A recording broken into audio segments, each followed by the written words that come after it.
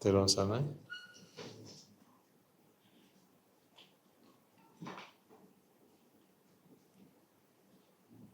How are you all? Brought your syringe with you? Syringe?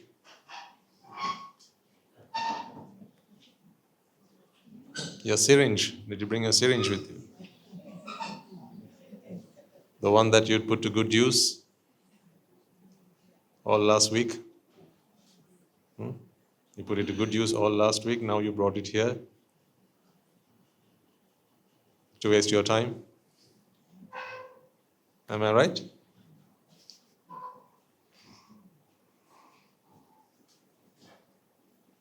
Or is it the other way around? Okay, good. So we are here to do something meaningful.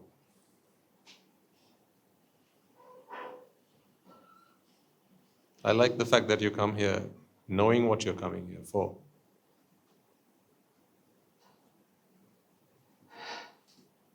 Sometimes the first timers, they come in not sure why they're here. Any first timers today? First timers? We have some. Welcome. Welcome to the Rajagiriya family. As you will soon find out for yourselves. Won't they? Sounds a bit ominous. Does it not?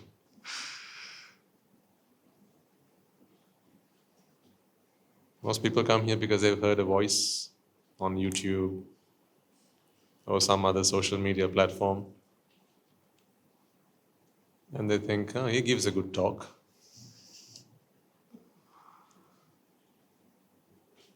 And then they show up.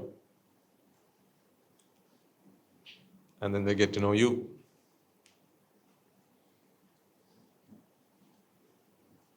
All I do is lure them in. You're the ones who keep them. It's like the fisherman with his, what do you call it?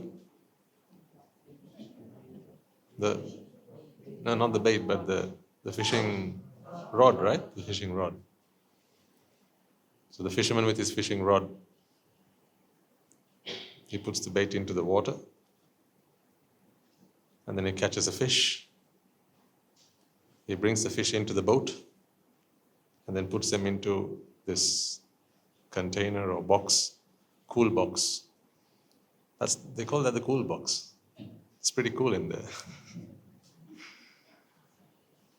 But he puts the fish into the box with all the other fish. Yeah. So he brings the fish in, but it's the other fish that make the new fish feel comfortable.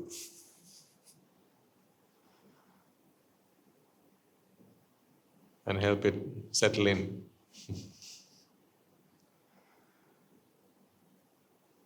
Trying to keep its mind off the inevitable destiny that awaits. My hope is that you shall never fall back into the sea, into the water. That is my hope. Because there are plenty of fish there.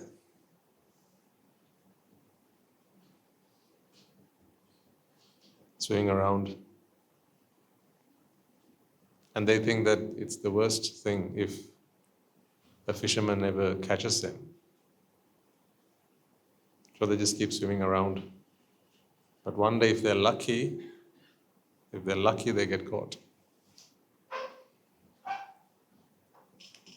So the fisherman uses a bit of bait for that. You've heard the Sinhalese phrase, "Maluwa nahenne kata hinda kiyala." It is the mouth that spells demise for the fish, because it's the mouth that the fish uses to catch its bait. But then once it catches the bait, then there's a hook that gets entangled, and then the fish is in the boat. So you are like that fish in the boat now. So I'll bring a few fish once in a while. I will do that part. You just make sure that you keep them in the box, the cool box, until we cook them. Until we cook them and have them served. So keep them comfortable in Rajagiriya until we cook them and serve them in Ingiriya.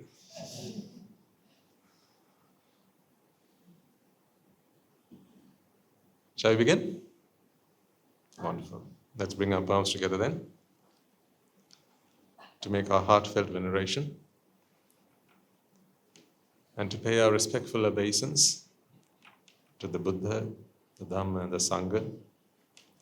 As we do so, let us also remind ourselves that this is not a mere demonstration of our respect, but a pledge of our allegiance to the ultimate destination of unconditional happiness, the path that gets us there, and the practice that we must all undertake by ourselves. These three things are the Buddha, Dhamma, and the Sangha. Let us also then seek refuge in the Noble Triple Gem and observe the precepts, after which we will invite the countless sentient beings to join us, be amongst us. For among them may be those who are short of merits, and that might be the reason they are not among us today. But we present to them the opportunity to witness this meritorious deed, the congregation of the bhikkhus and bhikkhunis, upasakas and upasikas, who are here for their salvation. As they witness this meritorious deed, they will acquire an abundance of merits, and such merits will help them to free themselves from the woeful planes and be born in the blissful plane. This is our determination. And for all sentient beings in the blissful plane, this will serve them an opportunity to listen to the teachings of the great Master, follow in his footsteps, and attain the supreme bliss of Nibbāna. So as we are here to do that for ourselves, let us also make that opportunity available to countless others. This is our determination. So with all that in mind, let us make a start to today's proceedings. Namo tassa bhagavato arahato samma sambuddhassa. Namo tassa bhagavato arahato samma sambuddhassa. Namo tassa bhagavato arahato samma sambuddhassa.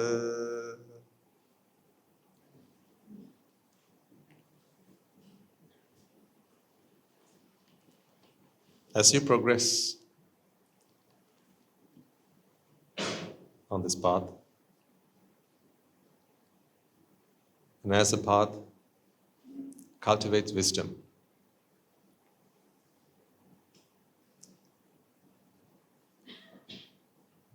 when it is opportune, and I feel that you're ready, there are certain aspects that I can reveal to you.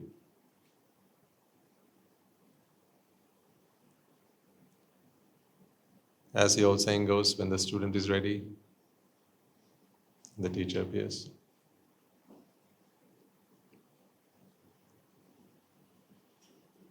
So you're all diligent practitioners on the noble path.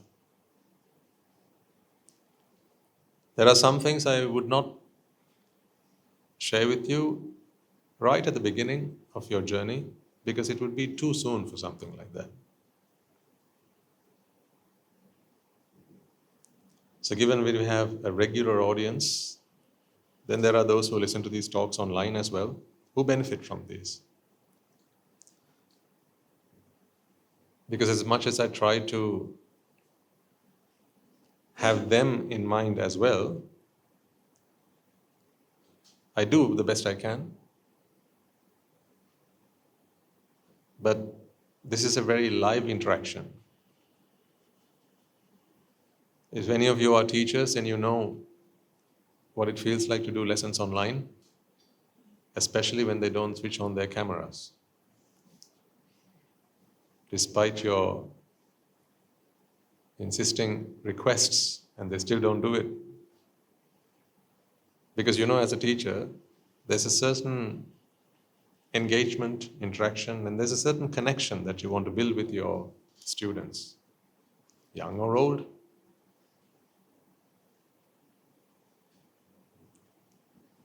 And the magic flows, the magic happens when that connection strengthens. And then we start to leverage that connection, both student and teacher. Just like a path that opens. And once that path opens, it's very easy to do this interaction. So there are certain things that I might not have revealed to you right at the beginning. Sometimes it's because those things don't come to me when you're not ready. But as you become ready, then even we start to see the Dhamma in ways that we had not before. So today I feel that you are ready to listen to something that you are very familiar with. But I'm going to try and introduce to you a new perspective. I only say it is new because I presume you may not have heard this or seen this from this perspective. But the actual content, the actual subject matter is not new to you at all. In fact, from the day that you realized that you were a Buddhist, it is something that you had always been doing. Even before you knew that you were a Buddhist, very young, at the beginning of any religious function, ceremony, or anything, it was anything that was even vaguely religious. This is a very common practice. And I want to try and reveal another perspective to this very common practice of nothing other than the 5 precepts.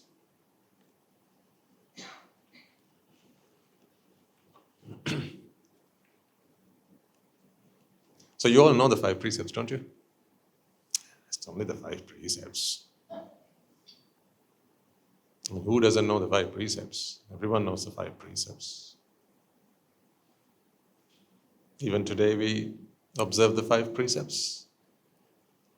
At school, any Buddhist school, they observe the 5 precepts. Some of you maybe even at the workplace observe the 5 precepts. Whenever there is some cultural, religious event, particularly in our country, there's always the 5 precepts. And for many of you, you might even do it at home. There's no one to administer the precepts, but you do it anyway. For some of you, this is part of the way you start your day. You wake up in the morning, do your whatever it is you have to do, and then before you head off, maybe you offer some pan to the Buddha, maybe light an oil lamp, and perhaps before you set off, you will observe the precepts. So this precepting or observance of the precepts is a very common, very natural part of being a Buddhist. And if I asked any of you to come up and give a talk on any topic in Buddhism, I think none of you would have a problem with coming up here and talking about the 5 precepts. Am I right? Right, let's give it a go then, shall we?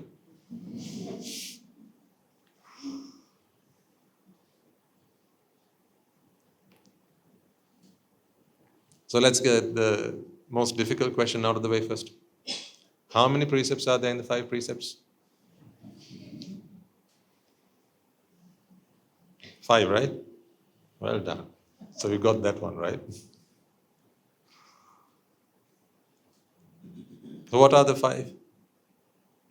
Let's start with number 1. Panatipata, Veramani, Sikkhapada. So we know that these are all something to do with Siksa. Sikha is not that person who stands at the gate. Huh? From your school days. There's a Sikha at this gate and Pina at the other gate, right?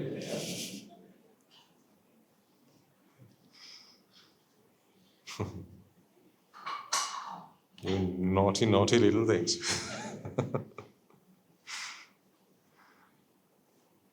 That's not the Sikha I'm talking about.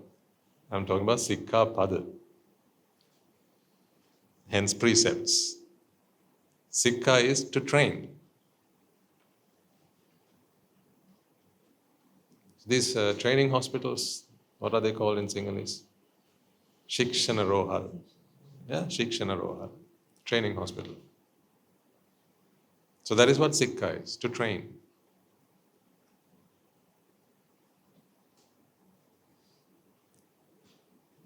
So Shikshapada or Sikkhapada is the precept. That is the meaning of the word, to precept, to train. Veramani is what comes before Sikkhapada. Veramani is to refrain. But not just any old refraining. Many of these terms have been anglicized, and sometimes its essence is lost when you do that.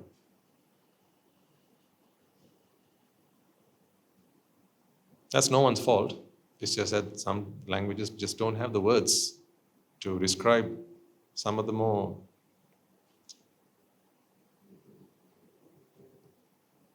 subtle concepts. I think that is common in any language. When you translate one language to another, you will find across whichever barrier you go, there are words in one language which subtleties. They're not very easy to express in any other language. This can happen either way. There may be certain ideas that we really struggle to express in Sinhalese, but the idea is pretty clear in English. That's why when we speak Sinhalese, sometimes we drop a few English words. And the same is true the other way around. No?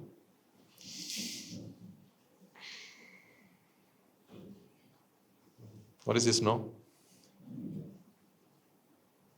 It's not no, is it? It's nay. But nay isn't no. But we don't have the equivalent of that. You can say right. Today is Sunday, right?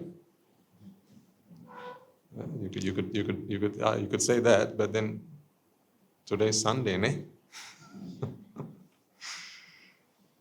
So you have these subtleties. These are just linguistic complications or challenges that we come across when we do these translations.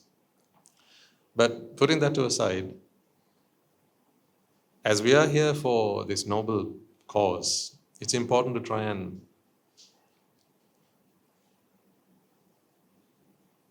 get this meaning out, extract this meaning from these words, because words themselves don't do anything for you. Buddha is just a word. How often have we heard this word?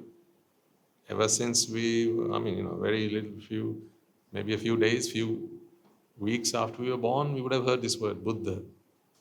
But the word itself did nothing to us. But it was later on when we started to explore what Buddha meant, the meaning behind it, the essence of it. That's when something started to happen within us. And likewise, when we say Veramani is to refrain, Veramani is something more than just refraining. For example, you have seen these notices that say, please refrain from smoking. Have you not?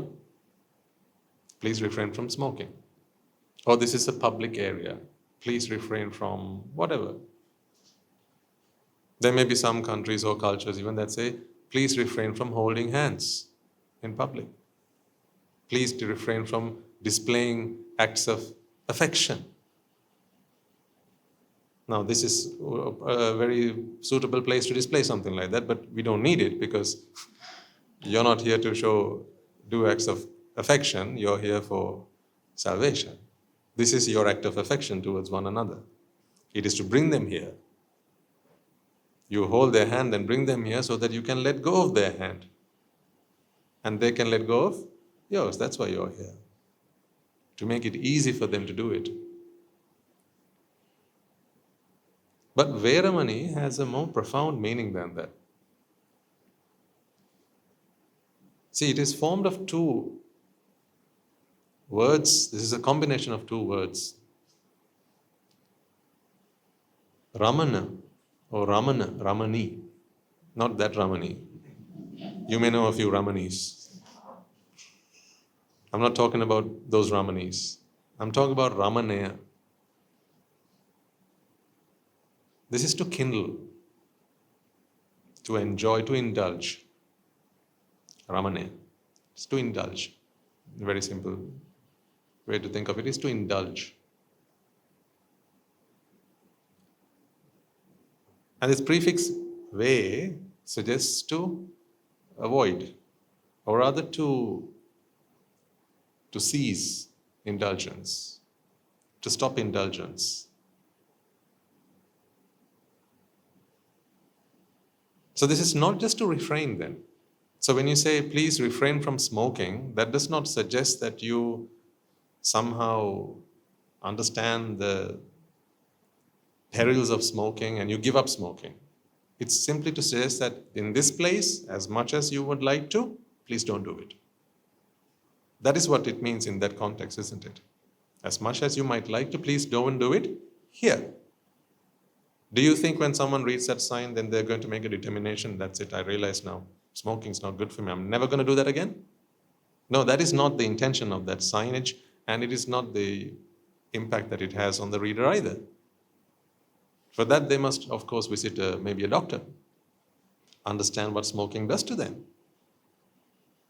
So this is not mere refraining. Although we use that as a loosely translated word, we will see any number of books where it says, Panatipata Veramani Sikkhapadam. What is the English translation of that? It will say, I refrain from taking others' lives.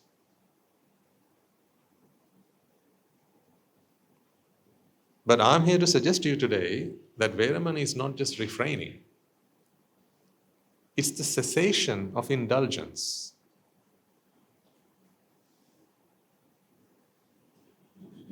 The cessation of indulgence. Think of some things that you are indulged in right now. Not right now, but generally. What things do you seek indulgence in? Chocolate? Do you indulge in chocolate? Ice cream? All sorts of puddings and desserts and stuff like that. You can indulge in music.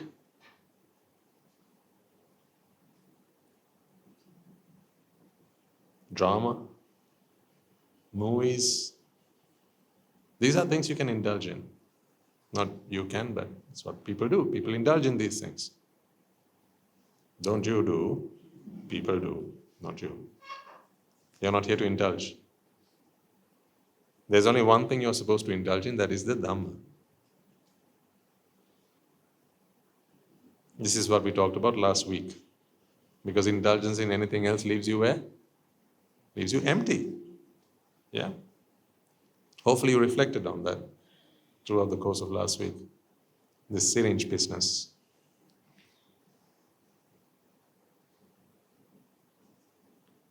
All that effort is to leave an imprint in your mind that you can take away, carry when you leave this room. As you go about doing your day-to-day business, perhaps a long sermon might not come to mind, but the visual imagery, as you go sit in front of the TV and you pick up your remote, if at that moment you can remember, what am I doing right now? Just syringing this into my mind, isn't it? What is the point of doing this? So it is for that I use these props, so that they can leave a lasting mental, visual image in your mind. That is as good as the pirit thread that goes around your wrist. Because as far as I see it, there may be a more spiritual side to this, a metaphysical side to it, but I'm a very realistic individual. So the way I try to look at it is how it has an impact on our day-to-day lives. So the pirit thread that goes around your wrist is a very strong reminder to you as you extend your hand, which is typically how you engage with others. And typically it goes on your right hand, doesn't it? Your good arm, as they say. Whereas for mine, it's my left. So if I wanted my pirit thread, I would have it on my left. But I have a pirit rope. I don't need a thread anymore. I am the pirit thread. But this pirit thread that goes on your wrist is a reminder to you as you extend yourself out to others and you see it. What am I about to do? Is it right that I do this? Am I doing the right thing? Do I have the right intentions here? In that way, it gives you protection. Then you don't need to worry whether the pirit thing itself infuses some kind of protection into the thread or not. Then you don't need to get entangled in that conversation at all. Because some people will say that that is so. And are we here to deny? No, we don't need to. But we understand that it could be a protection for as long as your mind is reminded the purpose of your engagements with others. So coming back to Veramani then, what we are precepting ourselves to do, ladies and gentlemen, is to refrain from indulgence. To free ourselves from indulgence. And then there are 5 indulgences that these 5 precepts relate to. So it's not just the last one, because that seems to be a pretty obvious one. I refrain from indulging myself in the intoxicants. Oh, how convenient it is when we think that it is simply to do with alcoholic substances. Because then you can drink any amount of Fanta. That's okay. Because that's not an intoxicant. Only those that you see in the liquor aisle, those are the intoxicants. Everything else is fine. And you think the Buddha said that.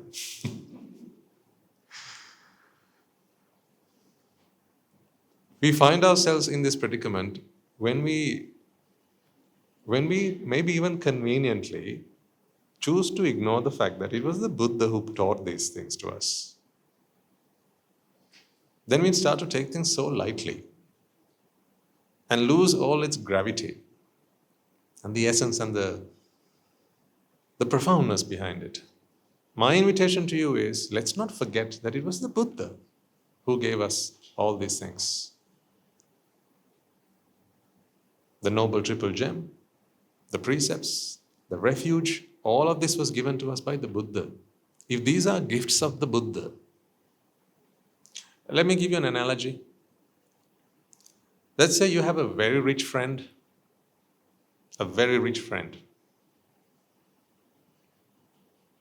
Okay? He's a very rich friend, he or she is a very rich friend. And for your birthday, they give you a gift. Just a little box, all wrapped up. Quite very small, relatively small. You can hold it in one hand. And then there's a friend who is not rich at all, actually very poor. They also give you a box about the same size, both wrapped. Okay? So we open the box that was given to you by the poor friend first. Let's assume. And in there you find a toffee. How sweet, right? What's in there? Toffee. Any surprises? Are you surprised by that? Why are you not surprised by the fact that she or she has given you a gift and it's a toffee? Because she's poor. She's poor. That's all she can afford. But what if you find the same thing in the other box? A very rich friend gives you a gift, same size box. Do you even expect to find the same thing in that box? Even if it's the same size? And the smaller the box, what do you think?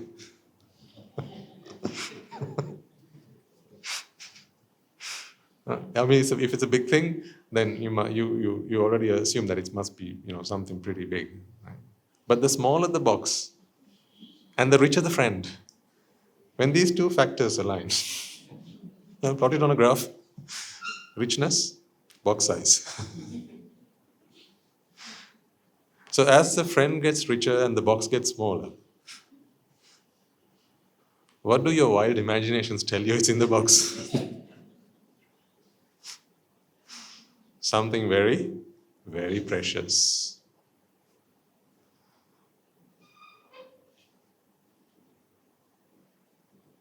You understand the analogy? Right, now let's bring that back to the sasana. So the Buddha comes along. Who are we talking about? The Supreme Buddha. So he comes along and he gives you a gift.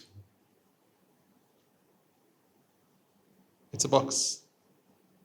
Do you expect to open that box and find a few toffees in there?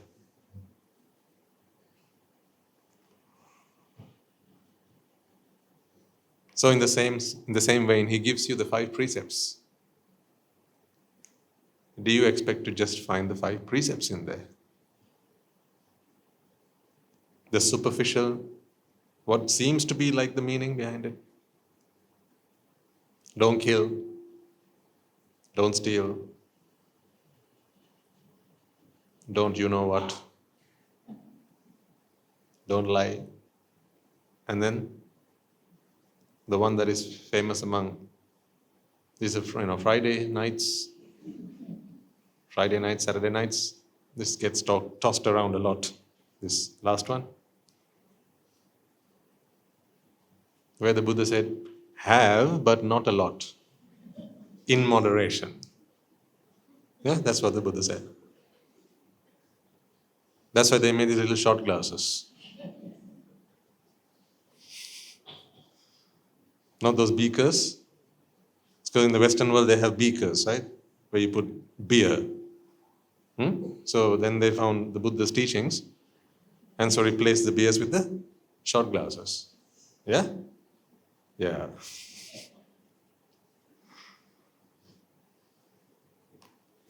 All this because we have forgotten who it is that gave these gifts to us. We are speaking of the fount of wisdom. The omniscient one is who we are talking about. And he is also the one who has infinite compassion towards all sentient beings.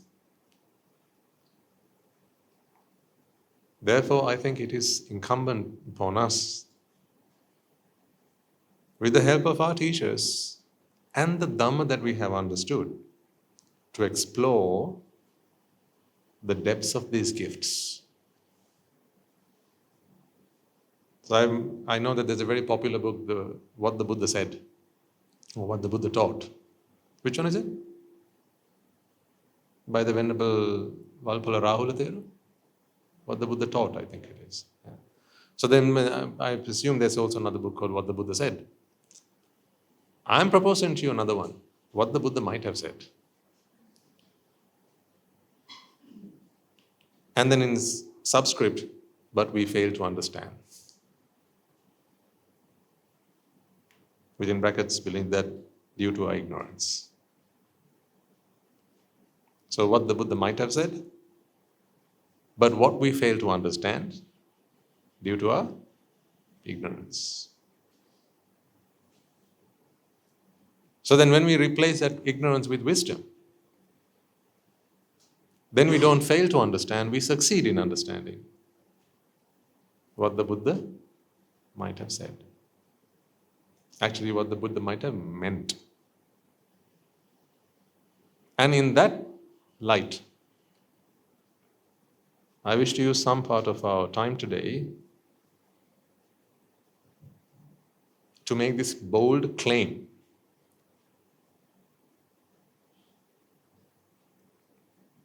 that although you have been observing the 5 precepts for as long as you can remember,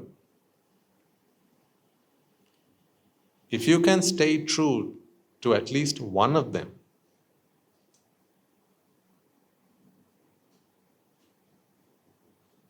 then you are already on the noble path.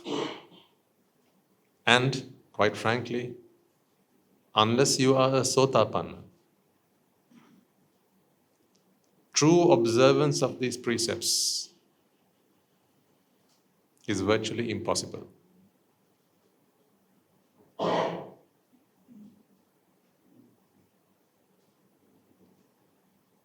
And as soon as I say this, you're probably thinking, but Swaminas, I don't kill. I don't kill. I have enough for myself and my family. So I don't steal. I don't need to steal. I don't steal because I don't need to steal. I'm happily married, so I have my spouse. Therefore, I don't need to indulge in any other kind of gratification. I don't go in search of any other kind of sensual satisfactions. Therefore, I don't need any of that. And I never lie. That's the biggest lie of all, but I don't lie. I always think to myself, of the 5 precepts, the 4th one is the one that people break as soon as they leave. As soon as they leave the room. So I don't lie. And then last one, I've been a teetotaler all my life. Maybe a few years ago, a few decades ago, I would have just, I experienced it because of peer pressure. It's always the peers who have to take the blame for everything we do. We are innocent, aren't we? Always. We are always innocent. It's the peers. It's always the peers. What do the peers say? What do the peers say? They say the same thing. They're also innocent. It's always the peers. And so the 5th one does not apply to me because I don't drink anyway. I'm a teetotaler. Therefore, the 5 precepts is just, I can do it in my sleep. Observing and adhering to the 5 precepts, I can do it in my sleep. Okay, agreed. If you choose to ignore the fact that it was the Buddha who gave us the 5 precepts. If it were Mahatma Gandhi who gave us the 5 precepts, yes, I can understand this. A much loved and a man who lived a very honorable life. I can imagine the Mahatma Gandhiji, asking his people. I can imagine Mahatma Gandhi asking his people to avoid and refrain from these sinful acts. I can imagine that. It makes perfect sense to me. Do not kill, because his philosophy was one of non-violence. So yeah, I can totally understand that. Don't steal is very reasonable to think that Mahatma Gandhi would have asked us to do something like that, or to refrain from stealing. And he was a man who dedicated his life to something more than himself, to his country, to his nation, to his people. So to indulge in any kind of sensual gratification, where would have he found the time to do any of that? And so for his mission, for his movement, I can imagine he would have asked people to come along and to join him. There was no time for any of that nonsense. And I doubt he would have lied. And I really don't think he had any time to indulge in intoxicants. So from Mahatma Gandhi, I can expect these 5 precepts in the way that we understand them today, in the conventional sense. But the moment you switch the register and you say that this is from the Buddha, once you understand anicca, dukkha and anatta, and how the Buddha's purpose of preaching the Dhamma was to free us from the 31 realms of existence, to cease this process of jati that happens within us, this sense of separation, to free us from our identities. Just imagine that. That was what the Buddha's efforts were to free us from our identities. Where that was his ultimate goal, I struggle to understand how it is that the Buddha would have just asked us to do those 5 things and off you go on your way.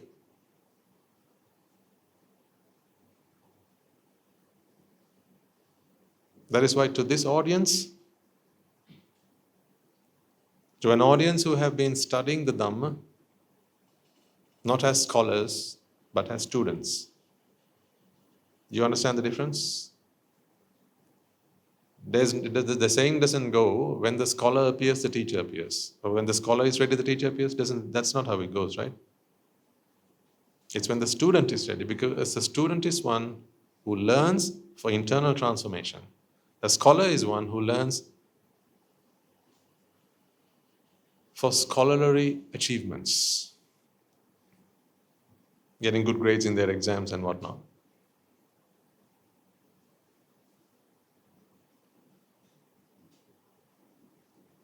So then, ladies and gentlemen, in that light, I want to talk to you about the 5 precepts today. Please have it in the back of your mind that it was the Buddha who taught it. Some of what I say might not sink in immediately.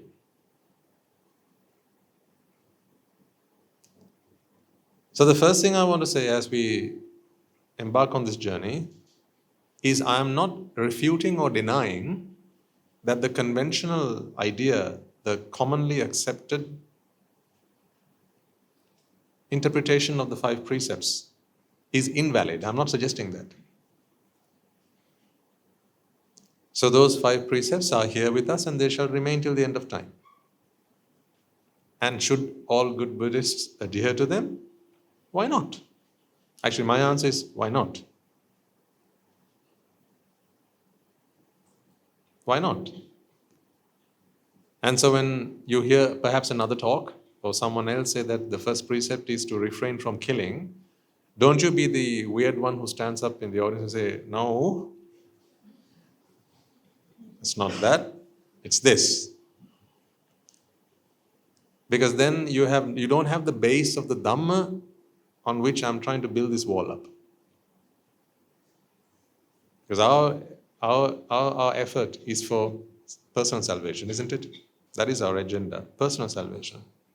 We are not here to rectify the world or change conventions or try and tear the fabric of society. This is not what we are here to do. We are only here for personal salvation. Each and every one of you must understand that you are here alone at this time.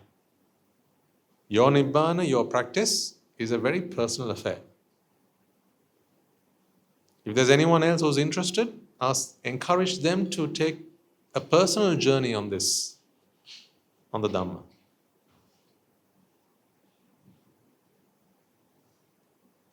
Something that I'm very humbly happy about myself is that whenever I come across someone and they decide that they want to preach to me, I shut up and I listen. I don't care what they say. I have had such experiences myself as well. As much, I understand a little bit of Dhamma, but there are times when I come across people who understand even less. Yet, they feel that it is their turn to teach me. So when that happens, I know my place. I simply switch off and I listen. We learn when we stop speaking. Others learn about us.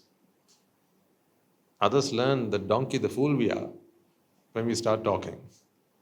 But we learn when we stop speaking, because then we are listening.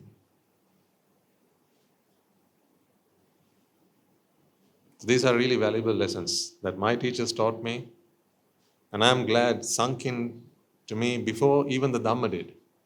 And that is what made the fertile ground for the Dhamma to take root.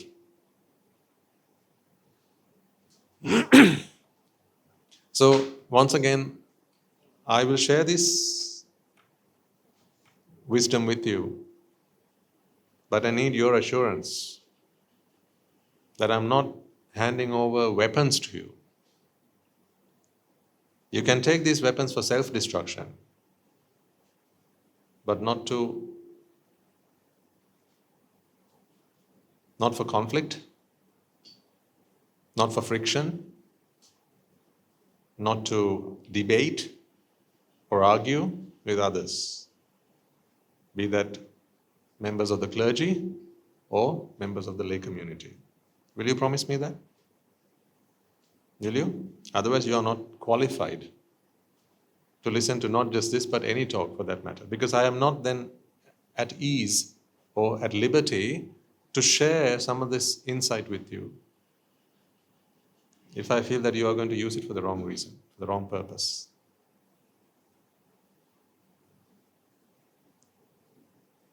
Let's take the first precept then. This is a training. Hence, Sikkapada. This is about Veramani. This is to cease indulgence. And this is true across all 5 of them.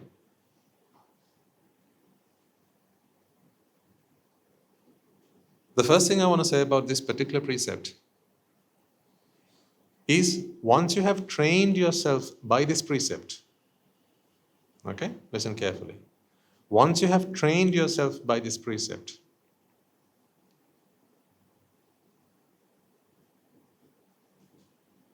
the morality that this precept encapsulates is the natural disposition, the natural, mental, virtuous, spiritual disposition of a stream enterer,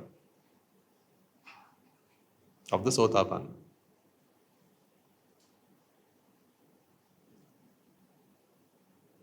Once again, once you have trained this precept,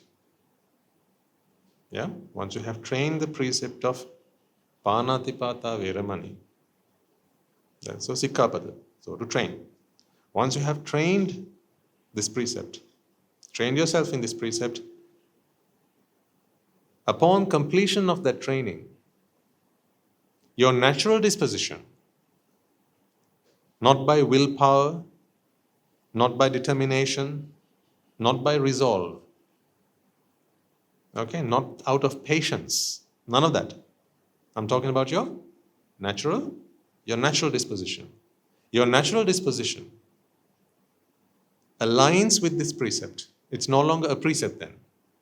It becomes who you are. Panatipata Veramani becomes who you are when you are a Sotapanna.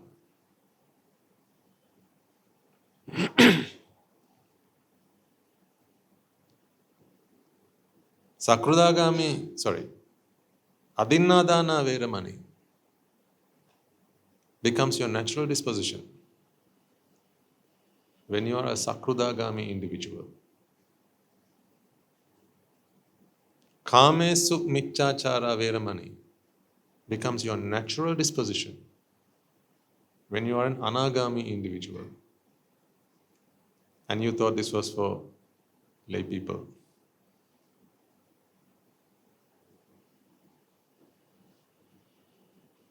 I am here to tell you that you cannot live by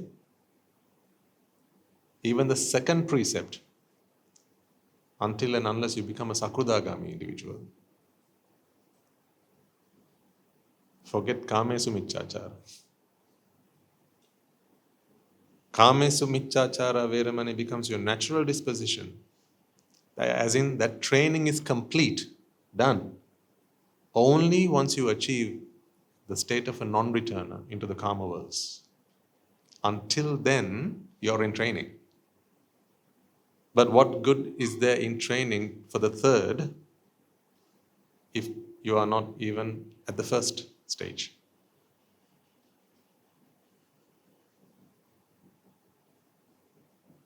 What good is to train for the third if you're not at the second stage?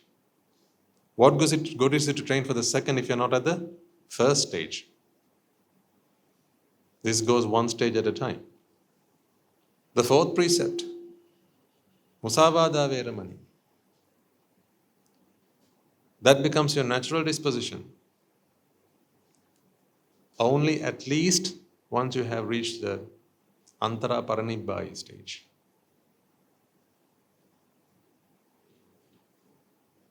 And the fifth one,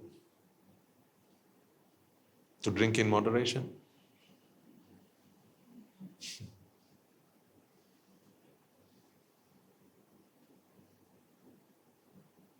That becomes a natural disposition. That becomes who you are. Only once you attain pure arahanthood.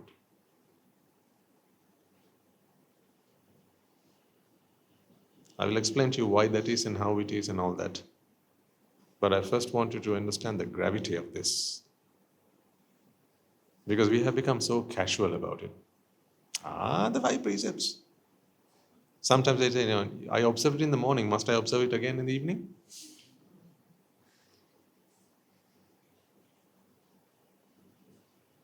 Once a week is enough, isn't it? If I haven't broken my precepts, then surely I don't have to take it again.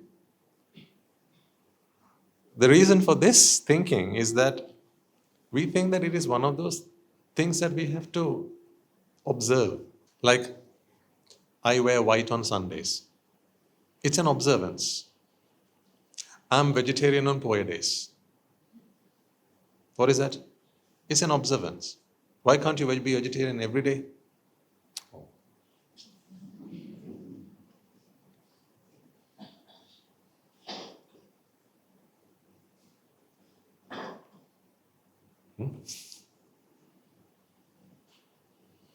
For obvious reasons.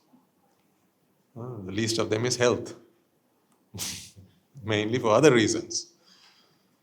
It's what Guru Handra talked about the other day. How you don't eat food, but food eats you. So this is not a conversation about vegetarianism. I'm just saying, that is an observance that some people adhere to. 4 days, I don't eat meats or fish or anything non-veg. 4 days, I go to the temple.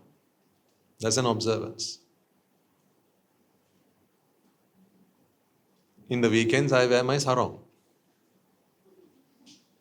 That's an observance. Monday to Friday, I wear my tie. That's an observance. These are observances.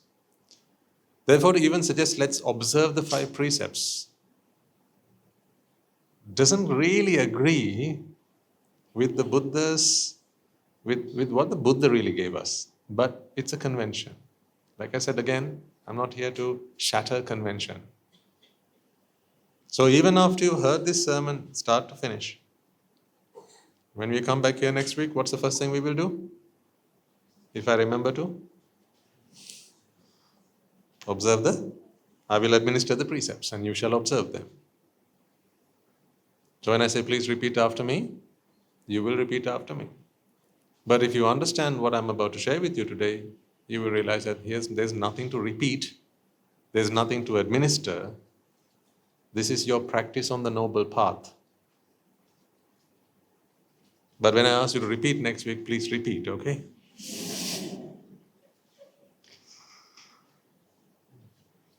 Don't you be the smart you-know-who in the audience. I am not going to repeat any of that now. I understand what the precepts are. So we must never be weird and awkward in society. Whenever society feels that we are not one of them, it leaves a lot of tension there. So wherever you are, you've got to try and be one of them. Internally be whoever you are. Retain your integrity. Keep your integrity. Never hurt or never let circumstances damage your integrity, because that's what you have to take to your deathbed. That's what you will take to your grave. That's what you will take with you when you fall asleep at night, your integrity. So keep your integrity, but your outwardly behavior, align that as much as you possibly can, within reason, to what your community at that time, the people you're with, expect of you. When you mingle, then easy to get along that way. Otherwise, you become the weird one. You become that sore thumb. You become that horn. Then people make life difficult for you, and life can become very difficult. So in the same way, here we are talking about the precepts. I'm not suggesting to you for one moment, that from here on you should not observe the precepts. So wherever you are, whenever you are, if someone says, let's now observe the precepts, we will repeat. Okay? But this is for your spiritual advancement. Before the precepts are administered, Swaminarayan typically says, let's chant the namaskara. How many times? 3 times. Why only 3? See, this namaskara, I often remind you, let this not simply be a mark of our respect to the Buddha, because that is what we normally feel it as. We bring our hands together to show our respect. Yeah, we get down on our knees in front of our parents, our teachers, the clergy, to show our respect. As if they expect our respect. That's true in the forces. It might be true in the office. When your seniors come in, you have to stand up. Because they expect that. That's part of how the system works. But do you think the Buddha expects your respect? So he gave up all his defilements, except for one. That is, he expects our respect. Could he be the Buddha then? No. As parents, you will expect respect from your children. Sometimes it's not just for their benefit, but also for yours, because it gives you just a little kick, a little boost for your pride. At least there's someone in this world. No one in this world cares at all about me, but at least, these my offspring. At least they stand up. At least they respect. At least they stop speaking when I start speaking. Some of you are laughing at me. Swamin Mahansa, you come home with me and see. Take my children over for a day and see. But at least there's someone to respect us. And that gives us a little bit of a boost to our pride. Makes us feel good when people respect us.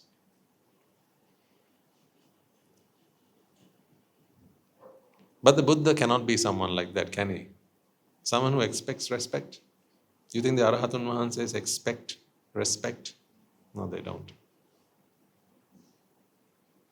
And if they ought to be respected, okay? If they ought to be respected, why do we limit ourselves to 3? Is that the extent of our respect to them? Namo tassa bhagavato arahato samma sambuddhassa. Okay. Namo tassa bhagavato arahato samma sambuddhassa. Okay, 2. Namo tassa bhagavato arahato samma sambuddhassa. 3. No more. Don't you think I'm going to give you any more?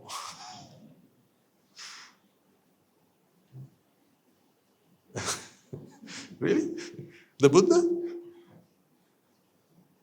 After all that sacrifice and austerities and countless eons of his suffering to redeem us from samsara, all we can give him is 3 namaskar. That's it. No more than that. Really, we should be spending all day and night, every waking moment, just chanting Namo tassa bhagavato arahato samma sambuddhassa. Don't you think so? If a mouth can speak, such a mouth should only be uttering those words. Namo tassa bhagavato arahato samma sambuddhassa. Namo tassa bhagavato arahato samma sambuddhassa. That's all we should be saying and nothing more. Because the very fact that we have that to say, we have a Buddha to show our respect to, alone deserves our infinite, limitless respect. And therefore we should be spending every waking moment just chanting that. So why do we limit ourselves to just 3? Why don't we go for 4? Why not 5? Now this is a time for us to reflect. So these are questions I throw at you, not because I want you to spit out answers, but I want you to contemplate. And that helps others as well. I'm a strong believer in the fact that if you teach someone, if you give someone the answers, they'll remember it. If you bring the answers from them, then they will understand, they will learn from them. So I often like to ask questions in a way that prompts the right answer to come out of them. It's something we do at the monastery a lot. So I ask you, why 3? There are 3 types of Buddhas. What are they? There are the Arahat Buddhas, and there are the Pacheka Buddhas, and the Samma Sambuddhas.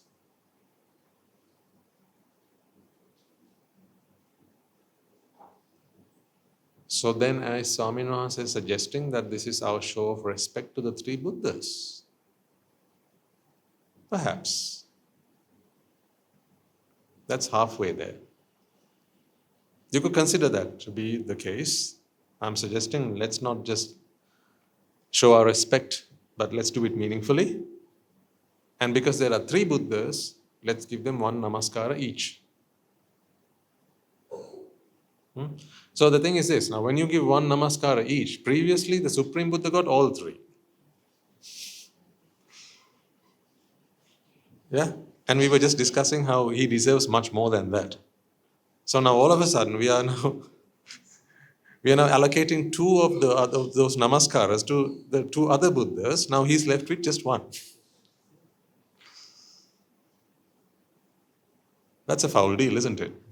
From the Buddha's perspective, he gets 1/3 of the respect that he got previously. So then this is something more than paying respect. Because they don't expect respect. They've cultivated their minds to a point where they expect neither love nor respect from others. Their purpose in life has become to share love and respect with others. Give it to, not get from. That is the transformation that has happened within them. That is how they have become Buddhas. The reason you are not a Buddha yet is because you expect love and respect from others. That's one way to test it. It's a good litmus test. If you expect love from others, be that your children, be that your spouses, be that your fiancé, girlfriends, boyfriends, friends, anyone. If you expect love and respect from others, that is because there's a void. Isn't there? It's only when there's a void for something it is expected to come from other places. Am I right? How does the wind flow? How does the wind blow? From an area of high pressure to an area of low pressure. So the area of low pressure is where there is not much air. Therefore there's a void, relatively speaking. In the same way, if we expect love and respect, what that tells us is we don't have enough of that here.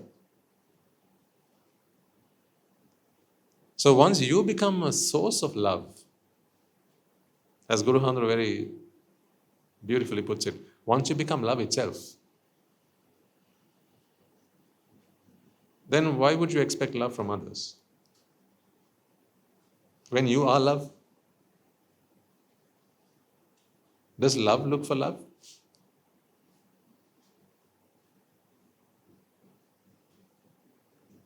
When you become love itself, then you don't expect it from others. When you become respect itself, then you don't expect it from others.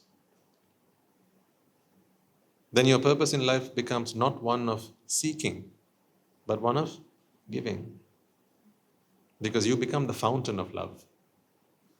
You become the fountain of respect. A fountain constantly gives. The ocean constantly receives. When is the ocean satisfied? Have you ever seen a satisfied ocean? Huh? The rivers flow, taking water to the oceans. On which days of the week? Public holidays and weekends. Every day. Every day. Every day the rivers flow, taking water from the hills, from the springs, all the way down to the ocean. But when does the ocean go enough? Never does, because it's never satisfied. Unlike the springs, you don't have to feed the spring. The spring is the source. Which one's bigger, the ocean or the spring? Oh, of course, the ocean's bigger. Being that big, still, it still expects water to come to it. That's the way the ocean is. It's massive, but never enough. Therefore, abundance is not to be found in size or quantity. See how many lessons we can learn just from observing nature. Quantity is not a measure of abundance. You think to have in abundance is to have lots. Then look at the ocean and the spring.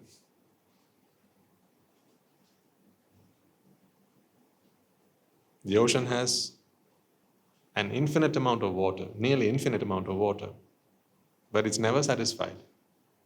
Always asks for more. Can I have some more? Can I have some more? Can I have some more? Can I have some more? Whereas the spring is not an abundance, it's an abundant source of water. Relatively speaking, it's very small in size, but all it does is it just spews out the water day and night. Take it, take it, take it, take it. I don't need it. I don't need anything for myself. Just take it, take it, take it all, take it all, take it all.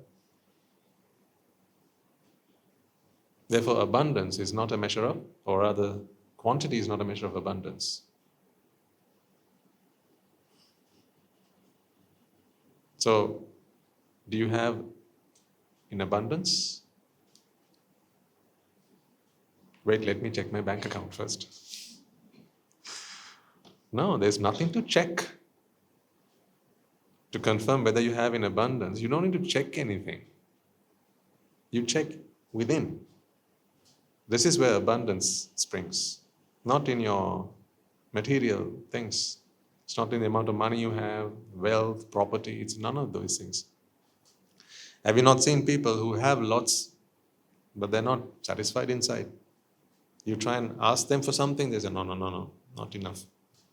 I need for me, I need for my son, I need for my daughter, I need for my family, I need for my people, can't give. Then there's the beggar on the street. All he gets is one slice of bread. And what he will do is, if another beggar comes along, he will break it in half and says, here you go. He doesn't think about his tomorrow. Because for now, he has abundance. That is the attitude of abundance. It is not to be measured in quantity. Back to Panadipata. These are the side tracks. I can't help. And you don't help me either because you're all looking at me going,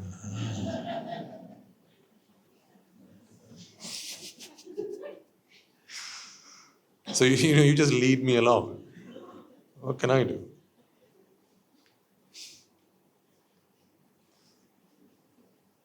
Sometimes I feel like Alice in Wonderland. So many rabbit holes.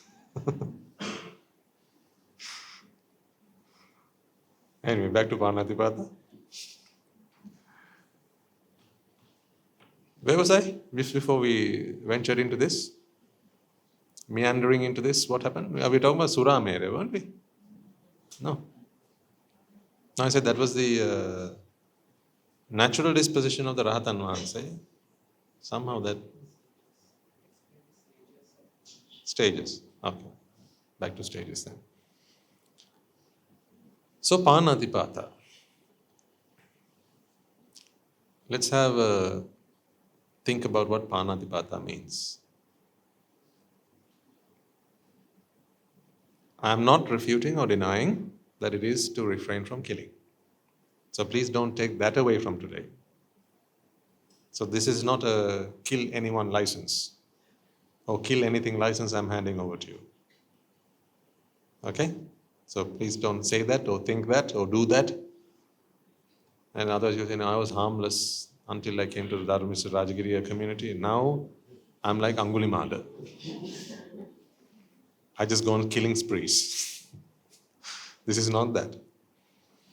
And in a conventional sense, if someone asks you what is Panatipata, what is the meaning? To refrain from killing. If anyone asks you, it is that. When you ask yourself, here's the answer.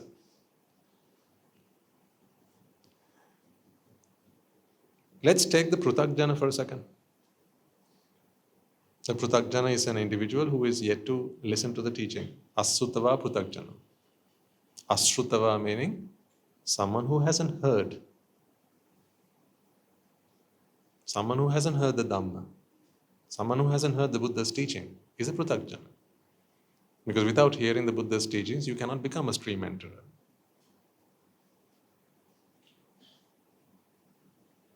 So Asrutava is not heard. Someone who hasn't heard the Paticcasamuppada.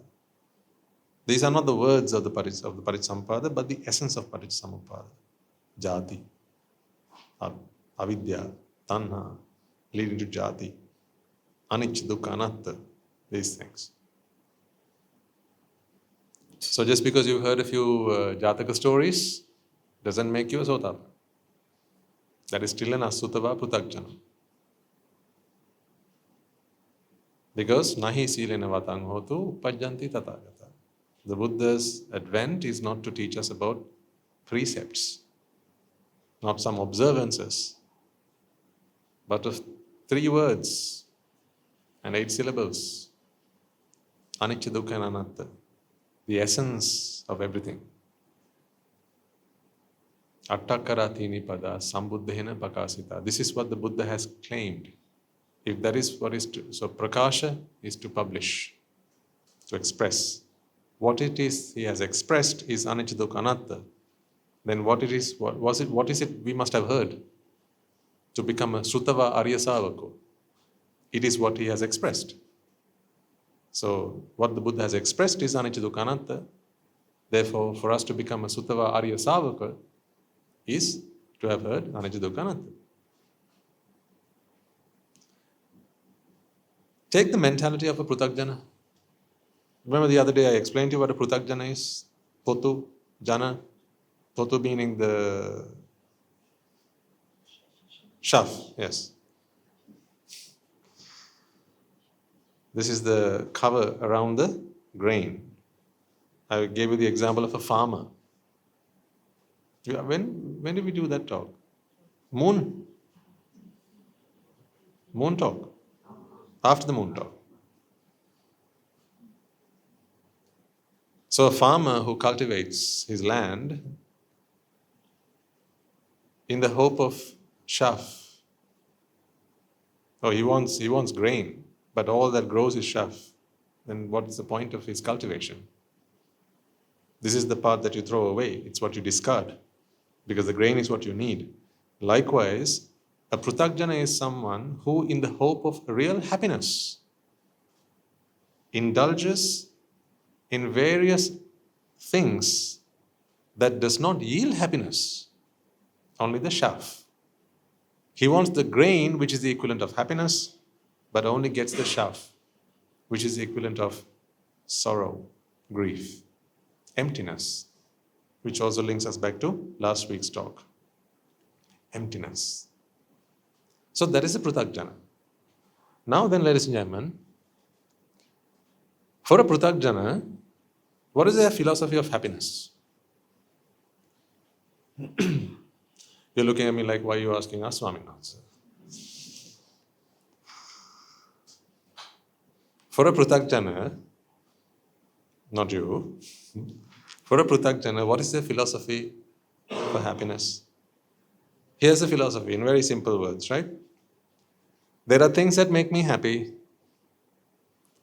And the more I can acquire them, the more I can make them mine, the happier I am. And then there are things that make me unhappy. When I say things, it could be people, could be events, could be outcomes, anything. Okay? There are things that make me unhappy, and the more I can distance myself from them, the happier I am. Isn't this the mindset of a Pruthakjana? Yes? So there are things that make me happy, such as those nice things. All those nice things that you give a list of: nice food, nice clothes, nice music, nice films, nice people, nice house, a nice car, the rest of it. The more I can acquire them, the happier I am. Then there's another half to it. What is it? Things that are not nice, meaning things that don't make me happy. What do I want to do with them? Distance myself from them. This is the mindset of a Pruthakjana. All in agreement with that? Okay. So then, to a Pruthakjana,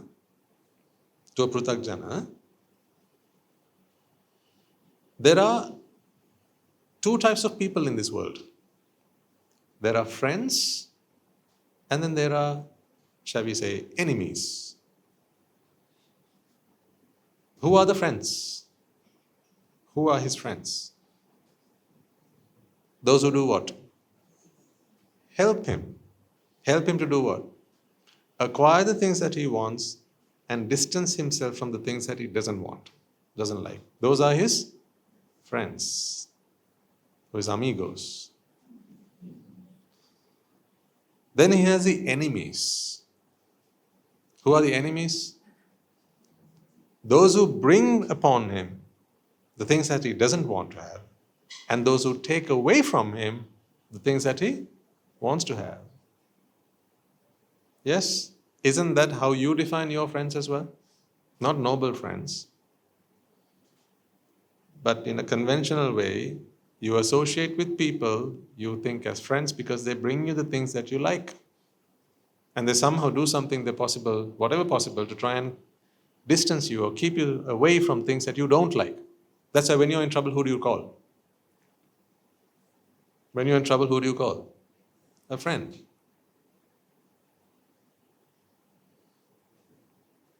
You want their help. That's when you know whether they're a friend or not. Because when you're in trouble, they don't answer. Yeah? When they're in trouble, they always answer. When you have something, they'll answer. When you won the lottery, they answer. Of course they do. This is how you can tell your friends, apart from the non-friends or the enemies. So, do you see, when you have this Pruthakjana mentality, people in this world are now categorized into two groups, the friends and the enemies. And every subject you come across, you have this question in my mind: which basket do I put them into? And for that, you have that initial conversation with them. Hey, how are you doing? Where are you from? What do you do? What do you do for a living? Oh, interesting questions.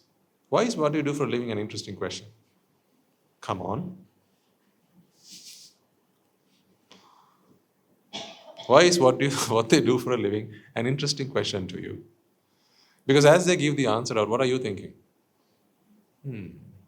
How can I benefit from that?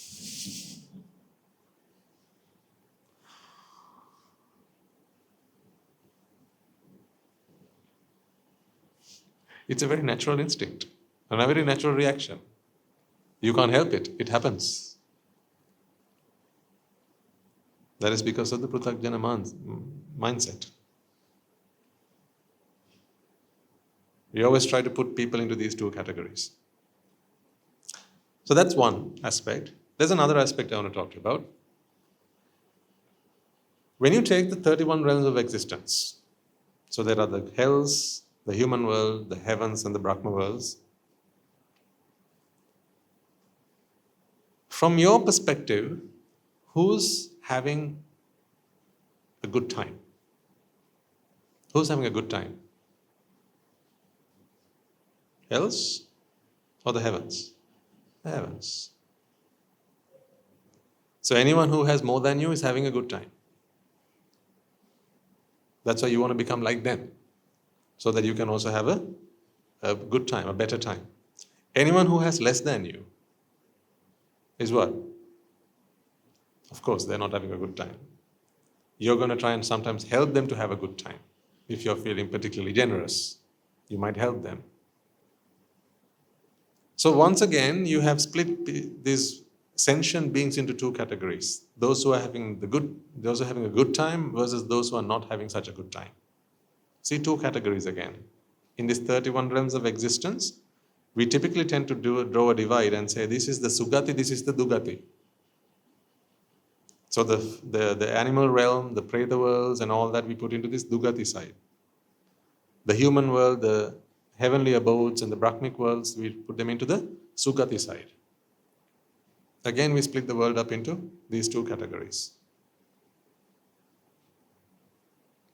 Now, if you take both of these measures into consideration, the ultimate outcome is that you have split people or beings, not necessarily people, but beings into two categories. One category is above the other. One is better than the other. One is good, the other is bad. In very simple terms, one is better and the other is worse. Yes? Meaning, one is Ati and the other is Pata. Ati is better. Pata, worse. One are the friends, the others are the enemies. One is better, the other is worse. One's in the Sugati worlds, the other's in the Dugati worlds. Ati and Pata. So, who's in this Ati and Pata group? All beings. Pranin. All beings. So, all beings you have now put into two categories. One is the Ati group, other is the Pata group. Pana Ati, Pata. Pana is the Pranin, beings. One in the good group, the other in the bad group. Why? Relative to you. So relative to you, all beings are now in one of two groups. Friends, enemies, living the good life, not so good life, bad life, they're worse off. There are beings who have what you want. There are beings who don't have what you want. Can I ask you a question? This dichotomy, the have what I want and don't have what I want, it is dependent on one factor, is it not? Who's the one with the knife? Or who's the one with the pair of scissors? Who's the one with the pen that draws the line? You are. What you're suggesting is relative to you, there are pranin who are either Ati or Pata. Meaning relative to your needs and wants, relative to your desires, relative to your wishes. All beings are now in one of two groups. These are my friends and my enemies, those who have what I want, those who don't have what I want. Do you see that you are now able to split this world up into two? All prani into two groups. Relative to which prani? You prani. Relative to the I prani. Relative to the me prani. So for as long as you exist,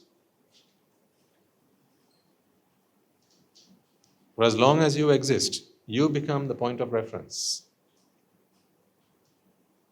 Yes? Yes, ladies and gentlemen? As I said, I can only continue this conversation based on your understanding of the Dhamma. If you have no understanding of what this I business is, what this sense of self, how can I even consider giving this talk to you? I won't even bother starting.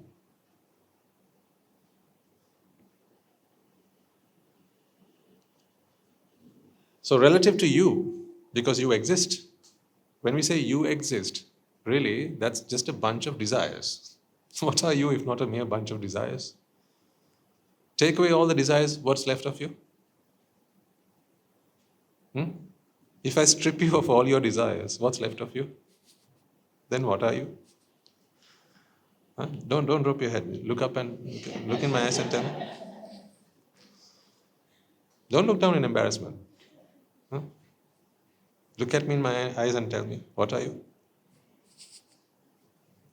Just a whole bunch of yuck.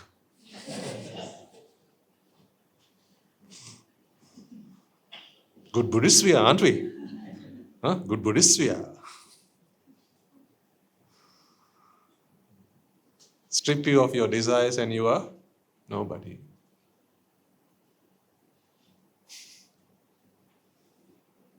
So you see, for as long as you exist, meaning desires exist, you can now split this world up in two. One is the ati and the other is the pata. Ata is high, pata is low. Yes, ata is high. Pata is low. So all pranīn, all beings are now split in two groups. The pānati and the pāna-pāta.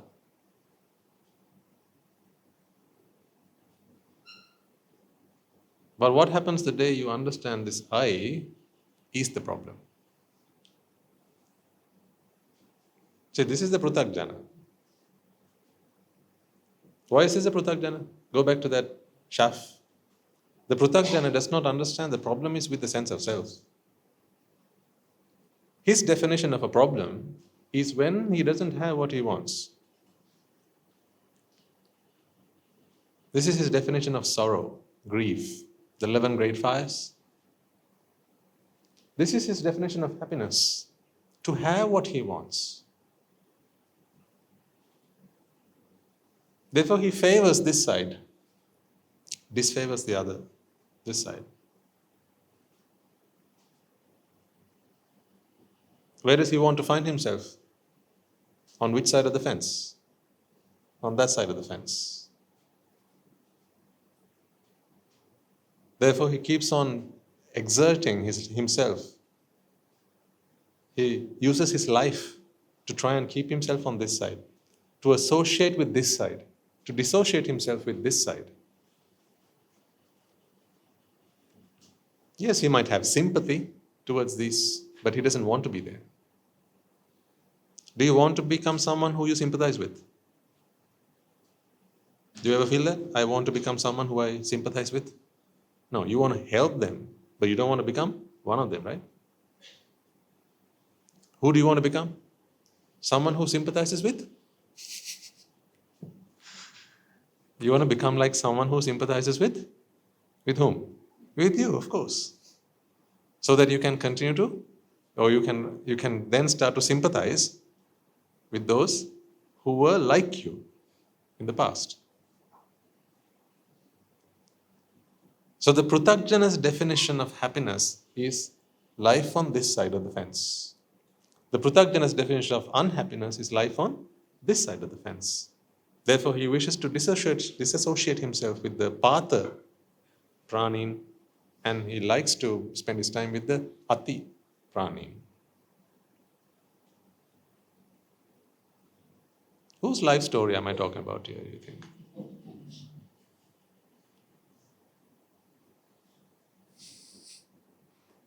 I mean, not you, you're saints, right? Surely.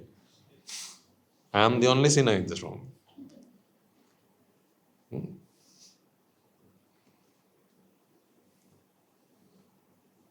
Now he comes along one day and listens to the Buddha. This individual comes across the Buddha's teaching. All this time in life and all this time in samsara, he thought that life on this side was good, but life on this side was bad. He considered the Sugati worlds, the heavenly abodes, his destinations. That is where he wanted to be, in the heavens. He didn't want to go to hell. He was a good man, yes, I don't deny. But he didn't want to go to hells because he thought it was beings in the hells, it was beings in the lowly planes that suffered, whereas beings in the heavenly planes, they enjoyed, they had a good life. But what does the Buddha teach us? What does the Buddha teach us? Does the Buddha say that the heavenly beings have a good life? Why not? Because they also suffer from the sense of self.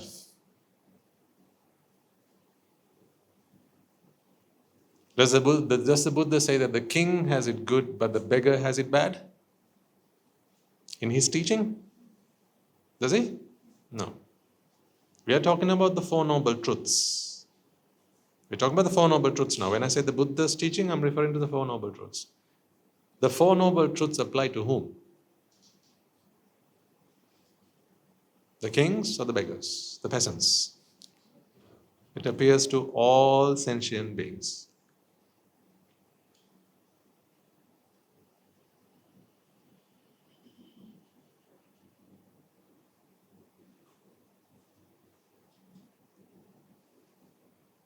Therefore, once this Pruthakjana listens to the teaching of the Buddha, and then he realizes that the problem is not on this side and the solution on the other side, he realizes the problem is this, and the solution is freedom from this. When this is the problem, ladies and gentlemen, pay attention now. When this is the problem, is it those on this side who have it bad and this side have it good? Then everyone's they're on the same boat. Everyone's in the same boat. Every prani, all prani have the same problem. That's when you can come to this mentality of sielu prana bhutin kerehi hitanukampiva katatu. That's why you now observe this new precept, sabba sattesu. Sabba sattesu.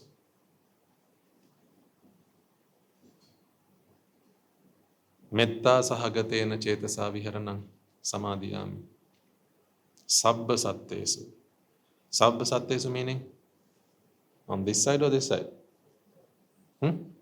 Both sides. Sabba satta is those who have a sense of self. This is the Sabba satta.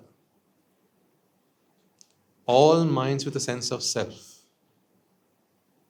is the literal translation of Sabba satta. If you go back to the mindset of the Pruthakjana, he tries to show metta to those on this side. Paune. Sinno.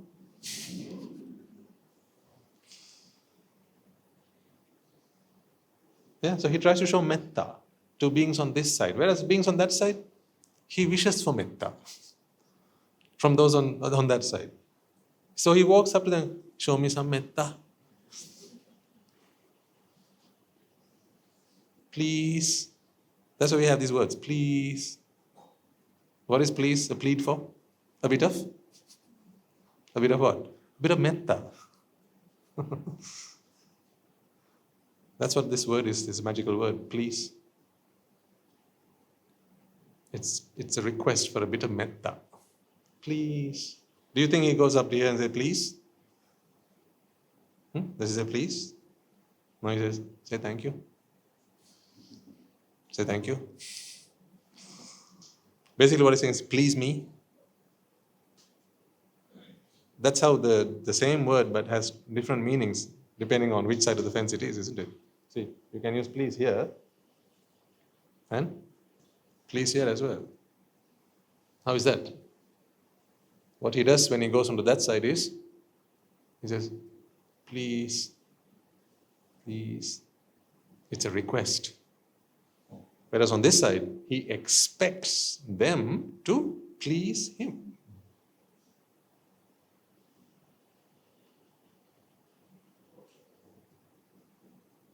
Why? This is the Pruthakjana mindset. But the Buddha comes along. Now, the Four Noble Truths understands that the problem is not to be found on that side or this side.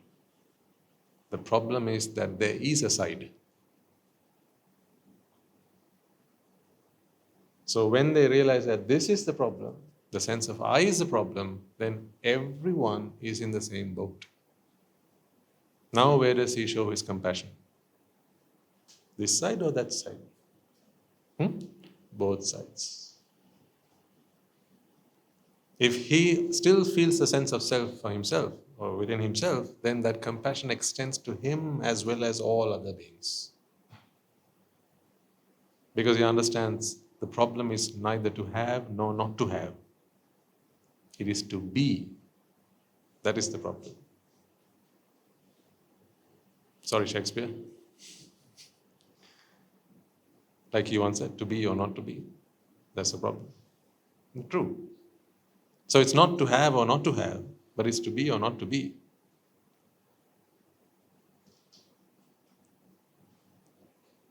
Once he has understood this, now, are there Atiprana and Pataprana? Any more Atipranas? Those who have what I want? Once he has understood that wanting is the problem, are there Atipranas? Patapranas? No. So then, he no longer sees the world from that perspective. Therefore, the natural disposition of someone who has come to this realization is that there are no Atipranas and Patapranas. Panatipata Veramani.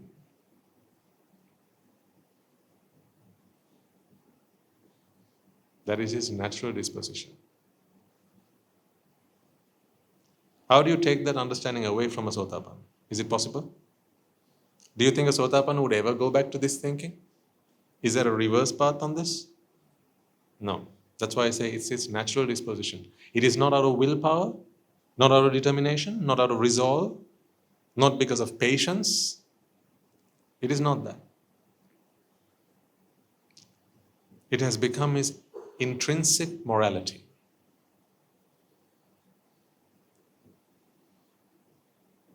This virtue no longer needs to be sustained. It has become part of him. It is who he is. That's why I said, these precepts once trained become who you are.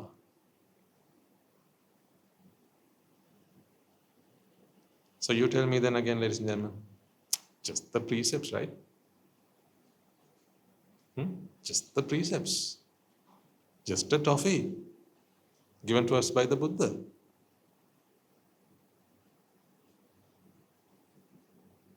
It's just the precepts, right? It's the bit before the sermon, isn't it? It's only the bit before the sermon. It's okay to miss that part, because the sermon's the important part. It's just like the warm-up before the exercise, right? You can still come and do the exercise. Don't need the warm-up.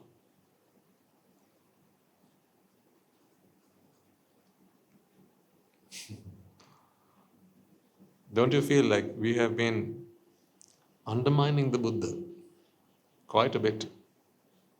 For whenever we thought that the Buddha just came along and said, non-violence, I don't want you to kill others, I don't want you to kill other beings. This is what I teach you, don't kill other beings. I have always asked this question of you, do you need the Buddha to come and teach us that? Do you need the Buddha, the supremely enlightened one, to come and teach you that killing is bad? Ask a little one. Ask a 10-year-old, do you want to be killed? Then do you think you should do it to others? You don't need to precept the guy, he understands.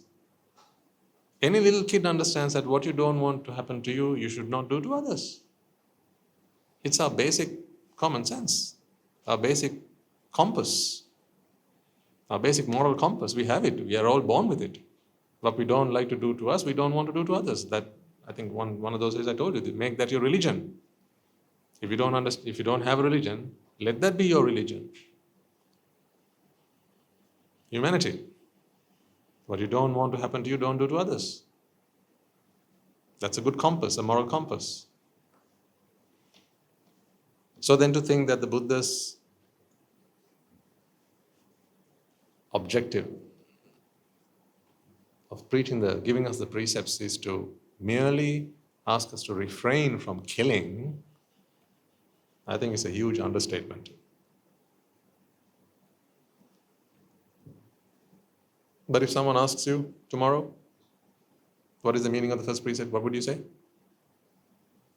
To observe the precept of abstaining from killing. But for your own practice, what is the first precept? To understand that all sentient beings are the same.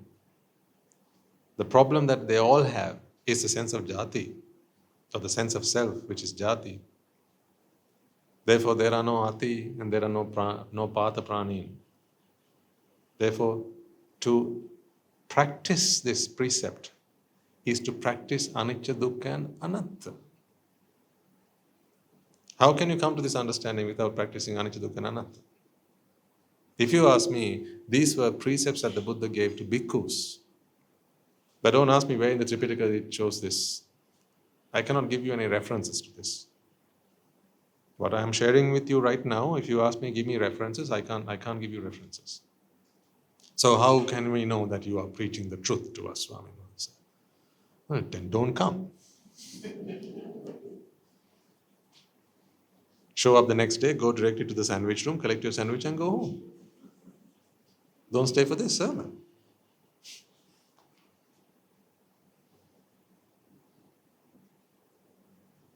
This is for open-minded individuals. Does it not say on the banner somewhere? This is for open-minded individuals. Those who seek salvation, liberation. Because I don't like it when you are served with a different spoon, just because you are lay. In other words, just because for those who have to live a lay life, I take their side. Those who want to live a lay life,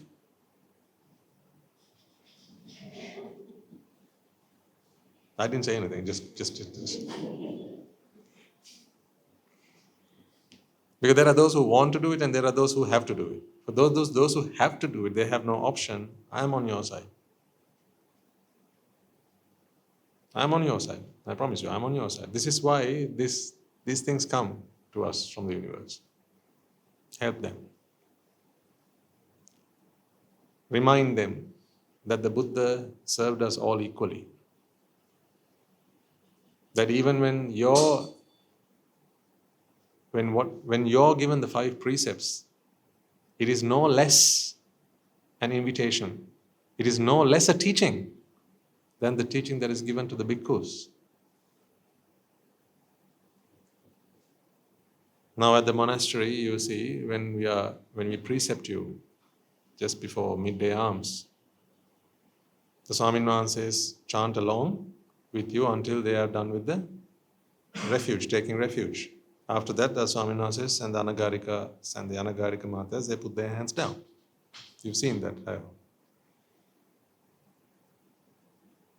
Because we have, now as bhikkhus, we don't observe precepts per se, because it's not something we are administered, it becomes part of our lives. So we don't have an opportunity to observe precepts in that conventional sense. Not 5, but 227 precepts is what we have to live by. Just imagine if you were given 227 precepts every day. To give you the 5 precepts takes about 10 minutes. We would not have time to do anything else.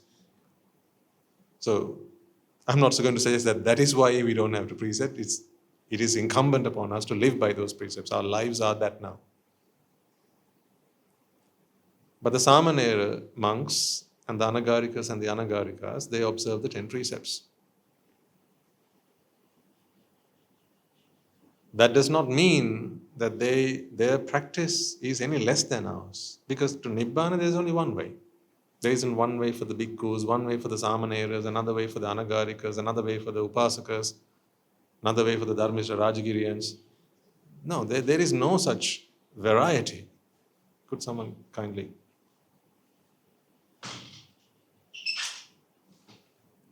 Don't let them out. There is no such variety. It's the same path. Ekāyanam bhikkhave maggo sattanang visuddhya. For the liberation of all sentient beings, there's only one path. There's a unitary path. Therefore, when I look at it from that perspective, and I know that among you are those who would choose the noble life so that you can dedicate every living moment of it to practice the noble path, but your obligations and responsibilities and duties, they hold you back. Then I feel there's something more that I have to do. There's a tug in my heart that goes, find what it is that we can give them, so that they feel that they have no less a responsibility for themselves than there is for us. And this is the source of some of this insight. So do you understand then? The first precept alone, to really, truthfully adhere to it, takes at least a sotapanna. No one less than that can actually live the first precept. You can practice the precept.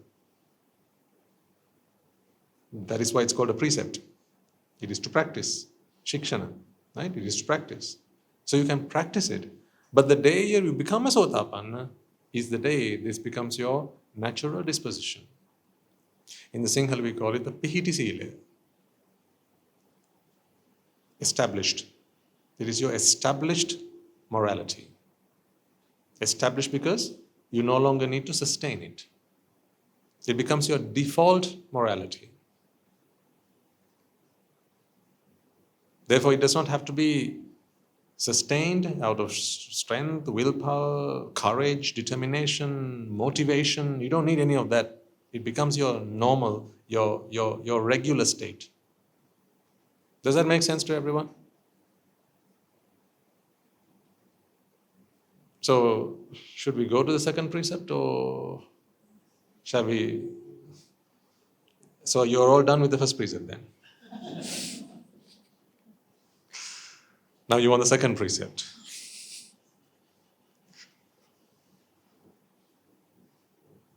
If you're going to suggest to me that, okay, Swaminas, give us the second precept now, then I'm going to think from here on that I have an audience full of,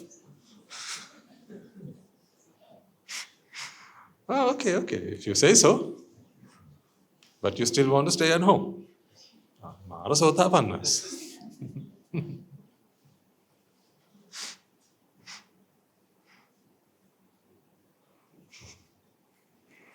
I'm looking for Buddha sotapannas. We have Mara sotapannas. Half sotapannas.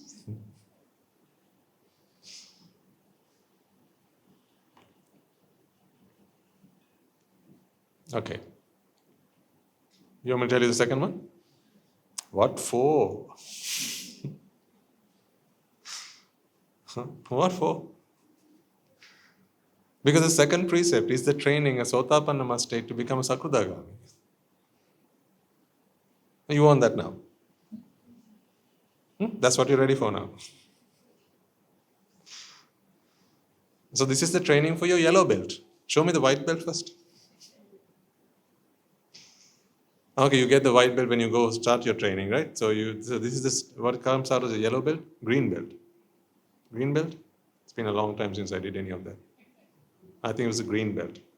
So show me your yellow belt first.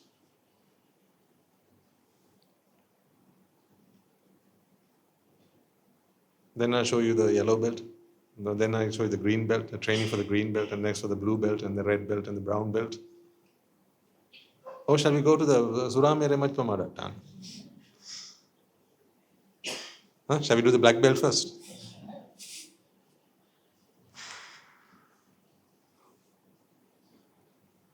Even if you forget the entirety of today's talk, I want you to take one thing home with you. The Buddha's wisdom and the profoundness of his teachings. Just reflect for a moment on the profoundness of his teachings. Whether it is right that we, in our ignorance, might undermine it, just to think that it's just the precepts. We take it every day.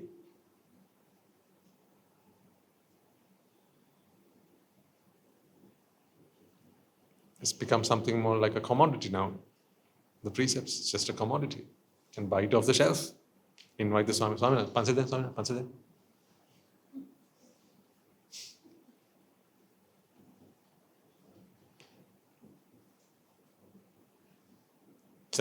My intention is to show you the beauty of the sasana.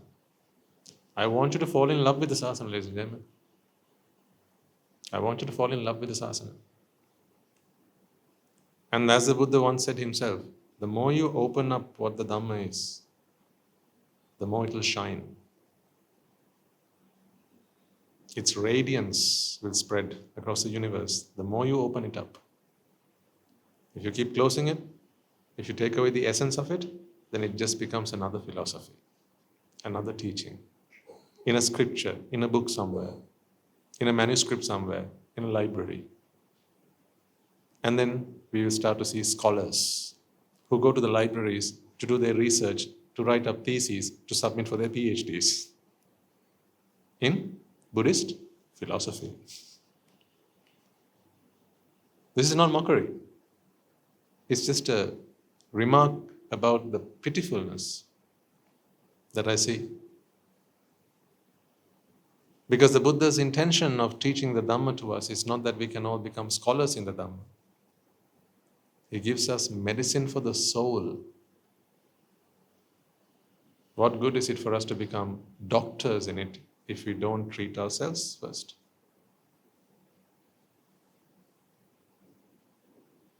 That is why. Therefore, don't ever take anything lightly if you know that it has come to you from the Buddha. He is no ordinary man. He looks ordinary, but he is not ordinary.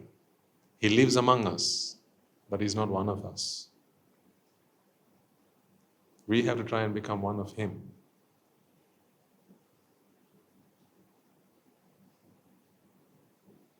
So you tell me the 5 precepts, is it just for the Buddhists? Just for the Buddhists? Exactly. This is not about a religion. This is a teaching for freedom. This is the path to freedom. See, path to freedom from your sense of self. That is Panatipata Veramani Sikkhapada. Train. Train to be free from a perspective that makes you think that there are 2 categories of people in this world, beings in this world. Those who have what you want and those who don't have what you want. Therefore, you keep on siding with those who have what you want, and you think those who don't have what you want deserve your pity. Whenever you feel that way, you're the one who deserves pity.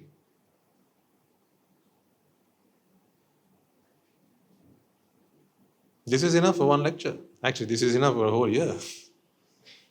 But you want the 2nd precept.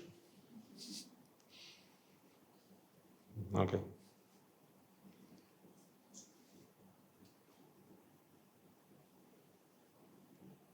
Adinadana Veramani Sikkhapada.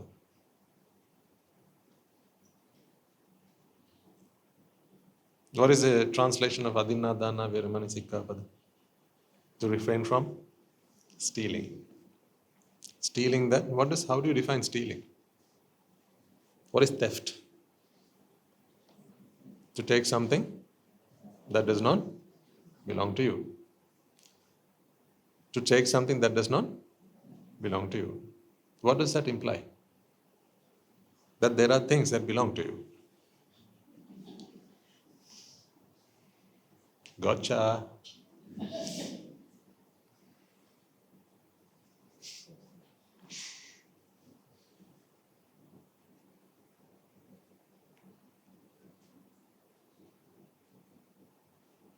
Are you falling in love with the Buddha? Good.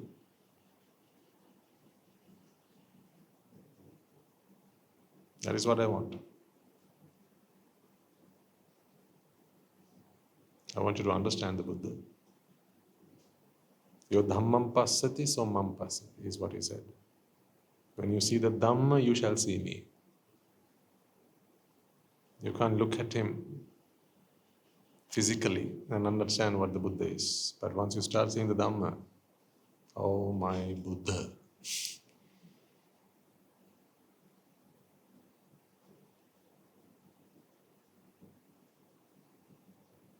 So if theft is to take something that doesn't belong to you, that suggests, does it not, that there are things that belong to you. Taking which is fine. So to take that which belongs to you is okay, isn't it?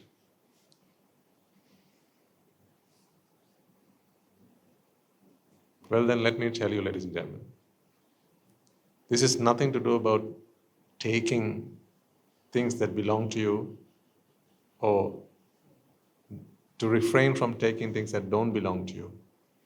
It is your thinking that there are things and a sense of belonging. The whole concept of belonging is your theft from the universe. The very moment that you think that there are things that belong to you because you have a sense of you, a sense of self,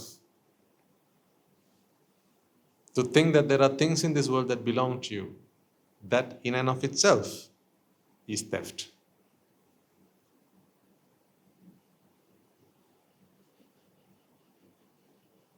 Who does the universe belong to? No one. Who does your car belong to? You. Who does your house belong to? Who do your children belong to? See? But what does your mind tell you? That they belong to you. If you take the money in your wallet belongs to you, but the money in someone else's wallet belongs to them. Therefore, if you pickpocket, that's theft. I want you to know that theft is not a physical action. Theft is not a physical action. It's an intention. It's the intention of belonging. That is theft. The moment you think that there are things in this world that belong to someone, whether that is you or someone else, right? This whole concept of belonging. The moment the concept, because it's a concept, no such thing exists in the real world. There's nothing that belonging does not really exist in the outside world. Outside your mind, it does not exist. In fact, in the wise mind, the mind with no ignorance, it does not exist. But the moment you infiltrate the mind with a bit of wisdom, with a bit of ignorance, now a sense of belonging comes in. That is theft. What have you stolen by this point? Physically, what have you stolen? If they tried you at court, are you guilty? Oh no. Because you haven't stolen anything. But the concept of belonging, the moment that comes into your mind, now that is the premise, that is the foundation of theft. You see, let me explain to you further.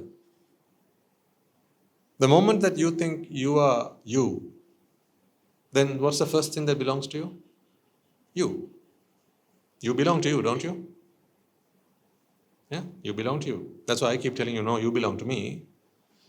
But you keep saying, no, Swaminatha, I belong to me, not to you. If you can somehow convince me, I will come with you, but I still belong to me. I don't belong to you. Then what more to be said about your children? They belong to? Of course they belong to you, because if you belong to you, then surely your children obviously belong to you. Whereas I keep telling, no, your children belong to me, you also belong to me, but you keep denying that. Because you're all a bunch of, thank you. And you want to observe the precepts.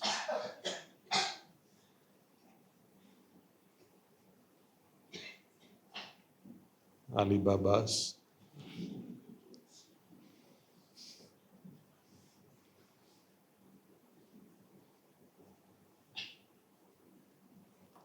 So your body, who does that belong to? What does your mind tell you?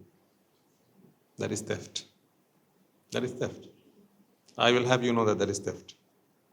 Your clothes, who do they belong to? Well, that is theft.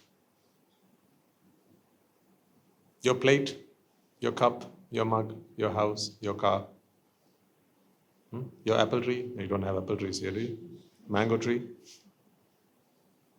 Your banana trees, your plantations, your gardens, your coconut tree at home. It's not to have the tree there, it's the thinking that it's yours. That is theft.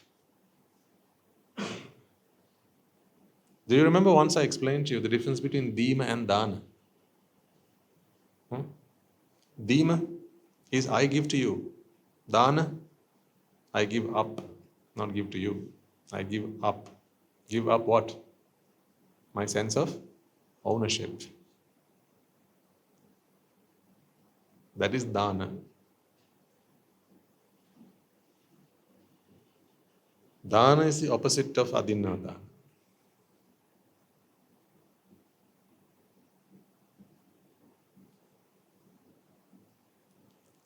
Adinadana Veramani.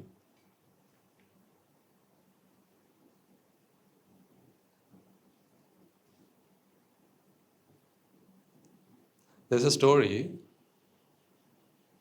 I think you've heard this and I've shared it with you once or twice before as well, of a bhikkhu who was once walking along the road and he smelled a fragrance, the fragrance of a flower, at which point he was not being very mindful at the time, is how the story goes. So he picks the flower up and he holds it to his nose to smell the fragrance of this flower. Observing this, he said there was a deity in a nearby tree. And at that point, the bhikkhu hears the word thief.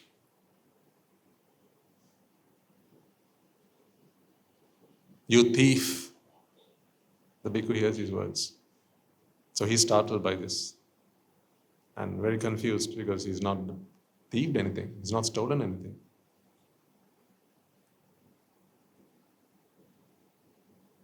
But why was he deserving of that accusation? Because it's not anyone's garden. He was just walking along the public road. It was just a flower. It belongs to everyone. It's just a tree. The flowers belong to just about anybody. Does not legally belong to anyone. So why was that accusation still a valid one? Because he was thieving something for himself. The moment you take something for yourself, that is theft. Because you don't exist. Really. But when you live in this world and you live in this universe, when you feel that there are things that should belong to me, there are things that should be mine, there are things that I should gather and collect and keep for myself, this sense of idea of myself, folks, that is theft. That is theft. I'm talking to those on the noble path to liberation. you will not be imprisoned for this. Because in a court of law, you're not guilty. You're innocent. But in the court of Dhamma, you're guilty as charged. Now, a Sotapanna, a stream enterer, is someone who has now come to a realization that this sense of self is the problem. So, his journey henceforth is to free himself from this feeling of an identity, isn't it? That's now his journey's effort. The Buddha speaks of two types of defilements, two major categories. One is called the defilements related to objects. This is what we call the vastukama, or sensuality related to objects. Object-associated sensuality.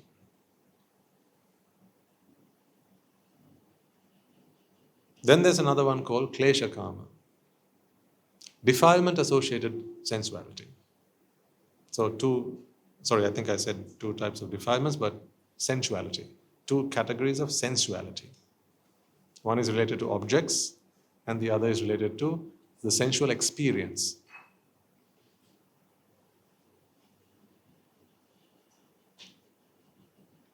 Let me explain to you what I mean by these two things. We've spoken about sight, sound, smells, taste, touch. These are the five senses. Through these five senses, we enjoy sensuality. When you enjoy sensuality, when you like sensuality, when you like sights, sounds, smell, taste, and touch, you want to keep on experiencing those things because you like them. And food is a very good example of this. It's a recent example that was discussed when Guru Handro came around, so I will take that example again. He talked about yellow rice, remember? And he spoke of how this yellow rice has a particular color. At least we think that the color is in the rice. And if there's a particular smell, you think the smell comes from the rice. If there's a taste, you think that the taste comes from the rice. So, when your view of this world is that your sight, sound, smells, taste, and touch, these sensations are things that you can achieve by associating with objects, because it is the objects themselves that have these intrinsically. In very simple words, to think that this purple is in the is in the flower. This color is in the flower, and you like this color. Okay? If you like this color and you think that the color is in the flower, what do you want to do with this flower?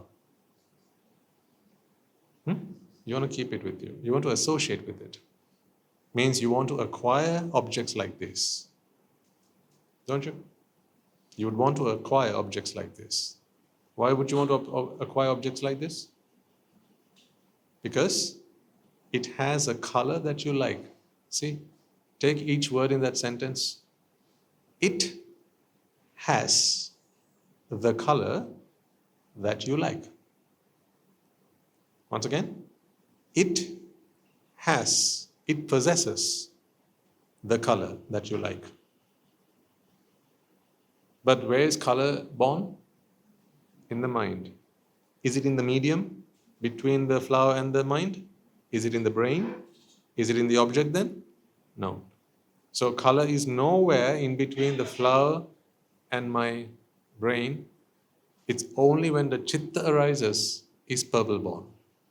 So really purple is a chitta. It's not even a color, frankly. It's a chitta. But if your ignorance tells you that purple is in the flower, that this flower possesses purple, and you like purple, what would you want to do? You want to acquire this object, don't you? This is what the Buddha talks about or means when he says that sensuality is twofold. One is object associated and the other is defilement associated. So when you think that these sensualities,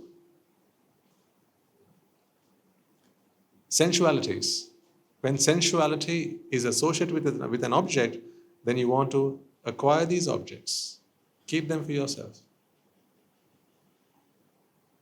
But as your understanding of the Dhamma progresses, and you begin to understand further the workings of the mind, and that these experiences are not intrinsic in the object, you start to lose interest in acquiring objects. Not to suggest that you don't have the desire to associate the sensual feelings.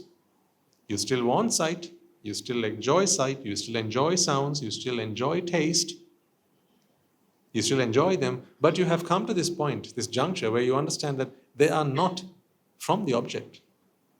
The objects are not their source. They don't exist in the object.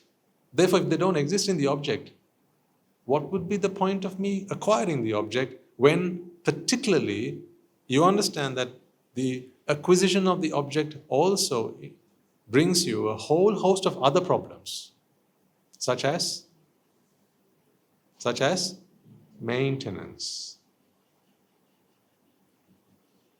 such as security, safety, sustenance, nourishment. You've got to keep the object safe. You've got to keep nourishing the object for as long as you think that the object is the source of your sensual experience. How many times did you go wrong with that one? You liked what you saw, you thought it came from him/her, and then what did you do? You brought home the object. Object. I'm reminded of the Sinhala word for that. You brought home the object, and now what do you have to do? Now you have to maintain the object. You got to keep it safe. You got to keep it safe from the others who also want that object. There are always onlookers, people who are wishful, and people who are, what's the word?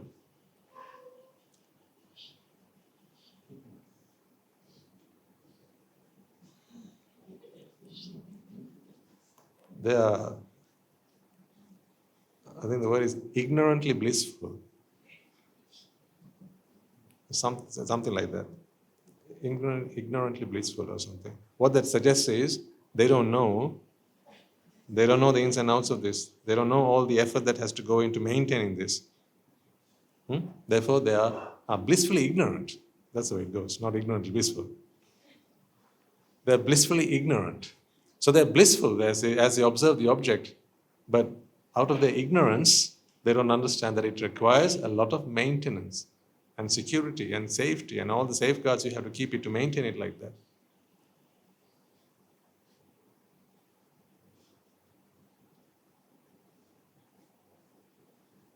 So this is the next jump up before you get to Anagami state. A Sakradagami individual is someone who still seeks pleasure in the sensual experiences, sight, sound, smell, taste, touch. But they have no interest in the object. They understand, don't get me wrong, they understand that in the absence of the object, they would not have the experience. Because if I took this away, you would not see purple. That is different to wanting this object. Because if you have understood now that color is not in the object, you still want, if you could take the color without the object, wouldn't you opt for that? Just imagine that mindset. If they could have the color without the object, a Sakradagami person would nod their head to that. Yes, I'll have that, please. If they could have the taste without the food, If they could have smell without the flower, if they could have the picture but without the painting, they'd be happy to accept that. More than happy. In fact, that is their natural disposition. No pursuit of objects. They have given up their pursuit of objects. Therefore, their mindset is typically one like this. If it comes to them, they enjoy it.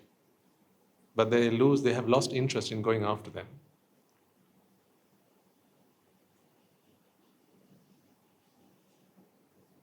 So they don't go looking for sensual delights. If it comes to them, they enjoy it because they don't go looking for those physical objects and certainly not engage in the process of acquiring those objects and all the effort that has to go into acquiring those objects.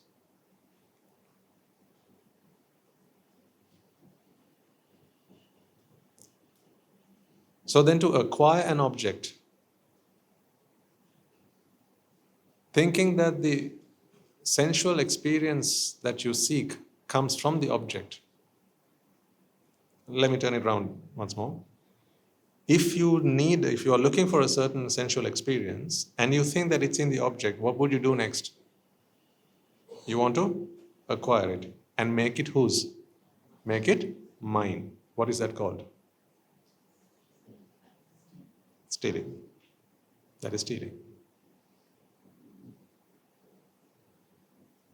If you think that a smell comes from the flower, the fragrance comes from the flower, and because you want that smell, you go and acquire the flower and then start thinking that the flower belongs to me, at least whether be that temporarily or permanently. That makes no difference. Whether you want to keep it for the rest of your life or you want to take it for a couple of seconds, that makes no difference.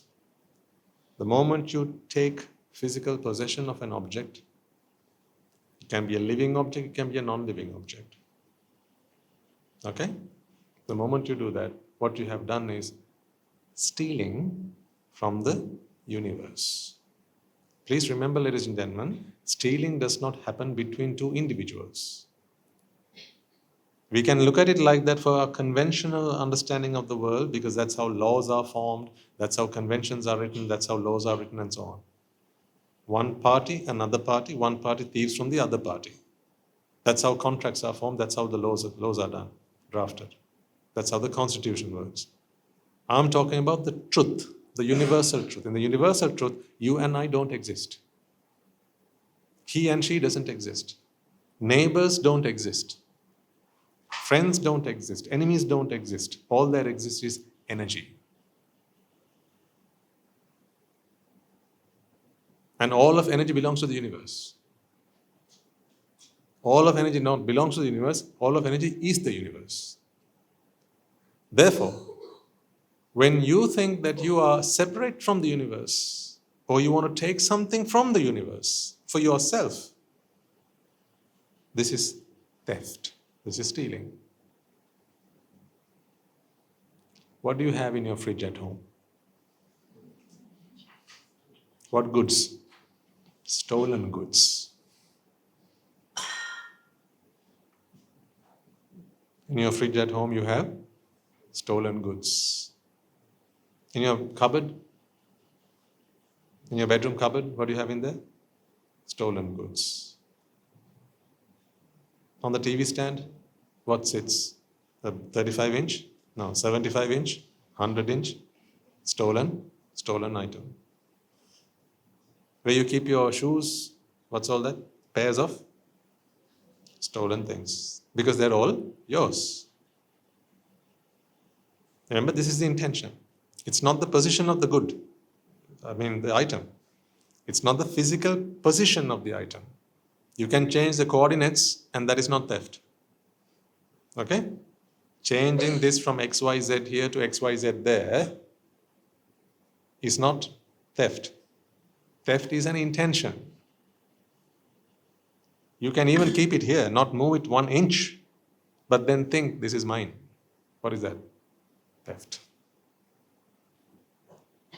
Why would one think that this is theirs?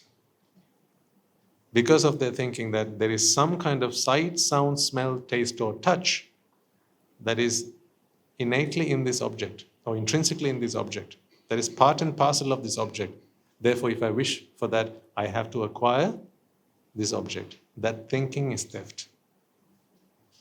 That is why I explained to you, a Sakrudagami individual has come to an understanding through the practice of Dhamma that these sensual experiences are not part of the object. Therefore, for them, Adinādāna Veramani is their natural disposition. They have no interest in pursuing physical acquisition of objects, be that living or dead, or rather live or living or non-living.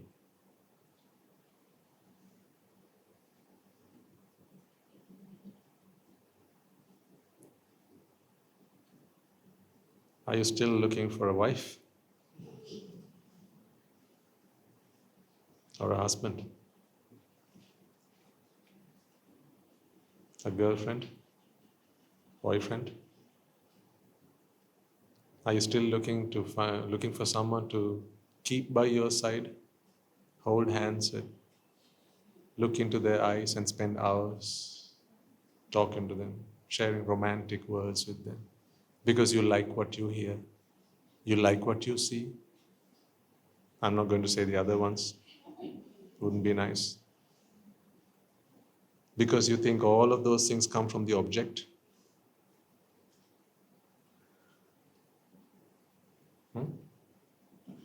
I mean, isn't that why you want to bring someone home and keep by your side? Because you think that sight, sound, smell, taste, touch come from the object?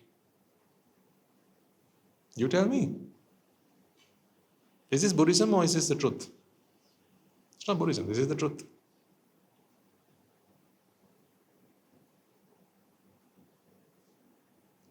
So you observe the second precept. Adinādāna Veramani Sikkhapadan Samadhiyāmi, and then you go and get on the Purva. Because you want to get married. How do the two of them agree?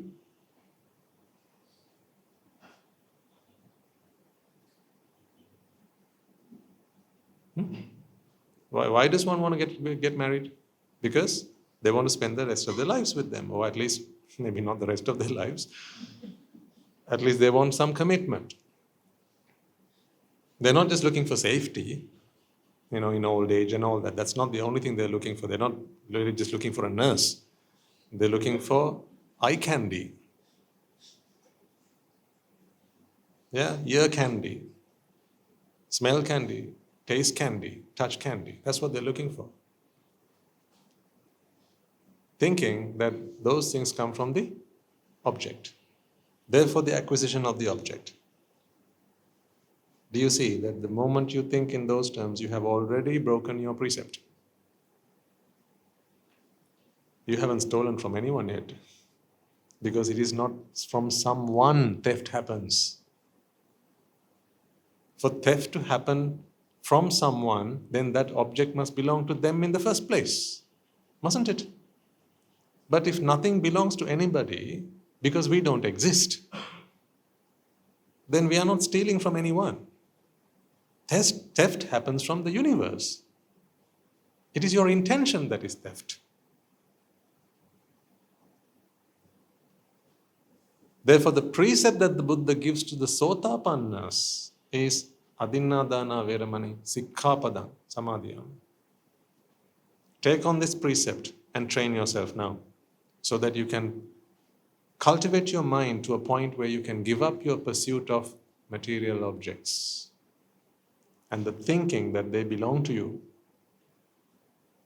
Do you see how, ladies and gentlemen, the second precept, once perfected, is the natural disposition of a Sakrudagami individual?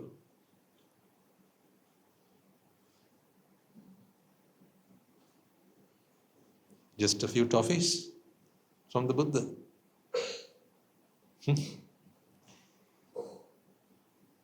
As you hear these words, how do you feel the Buddha in your heart? Can you even begin to imagine, wrap your head around this infinite source of wisdom? I'm just a mere mortal. I'm trying to explain to you the very little that I understand from what I have heard and how my mind understands it, based on my practice, based on my Sila Samadhi Prajna. But we are talking about something that was given to us by infinite Sila Samadhi Prajna. He grew it in his garden. I'm cutting it and cooking it and giving it to you. I'm just the chef. He's the farmer. He's the farmer. I'm cooking it and giving it, serving it to you because otherwise it's not edible, raw. But he's the farmer. I'm just the chef.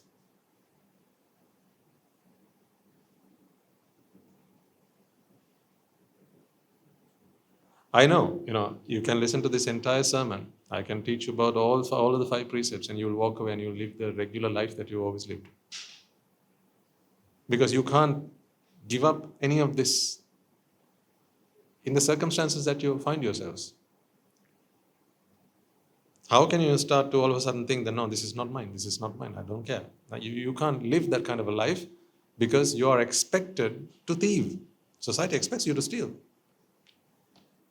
This stealing, they expect you to do.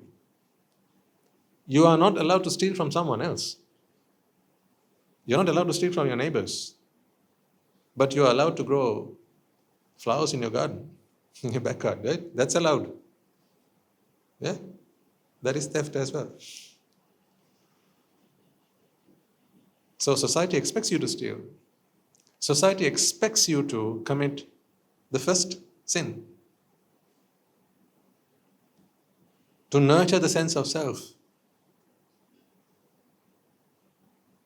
And look at others as either being ati or pata. So that you can go and please them. You can go and tell them, please, or you can go and please them.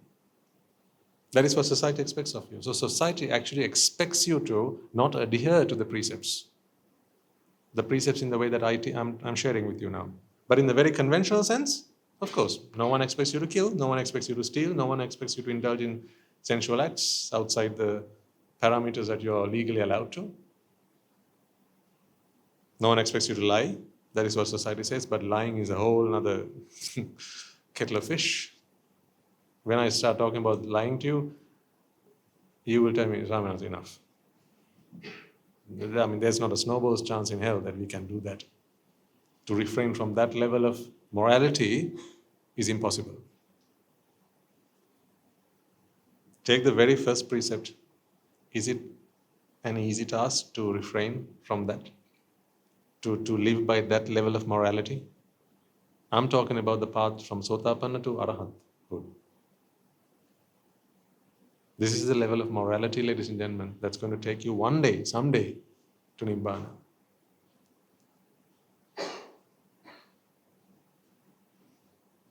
I won't talk to you about the other precepts today. This is enough to keep you on your toes, I think.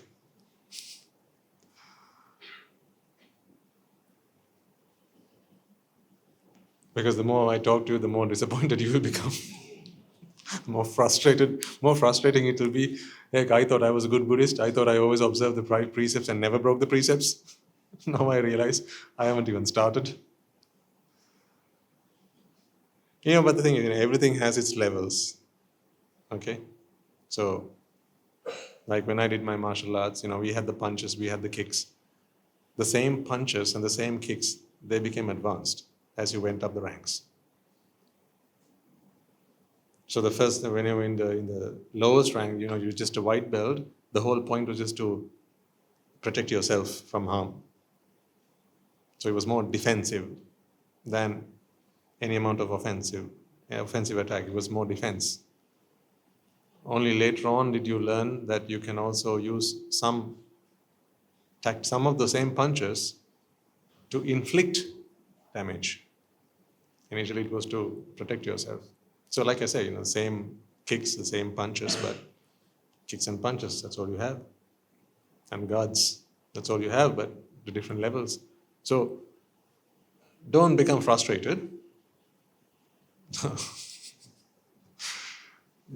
The intention is not that.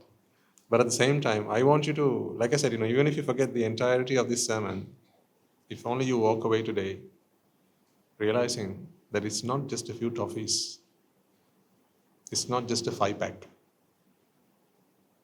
The 5 precepts, it's not just a 5-pack. It's not like 5 bags of crisps you can buy at once. This is not a 5-pack. Each of these is a well thought out, masterfully engineered step on your journey, your noble life to Arahathood. Each one is a project in and of its own. Each one of them takes a lifetime of practice. Why? Because they were given to us by the Buddha.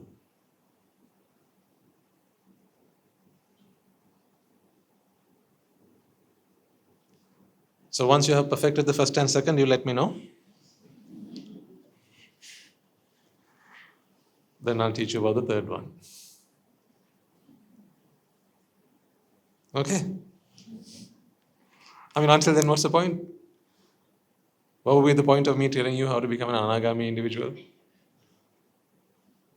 If you have a kitchen full of stolen goods, and even today on your way back home, you're going to be stealing. You're going to go stealing to fill your fridges up with that and your homes up with stolen goods.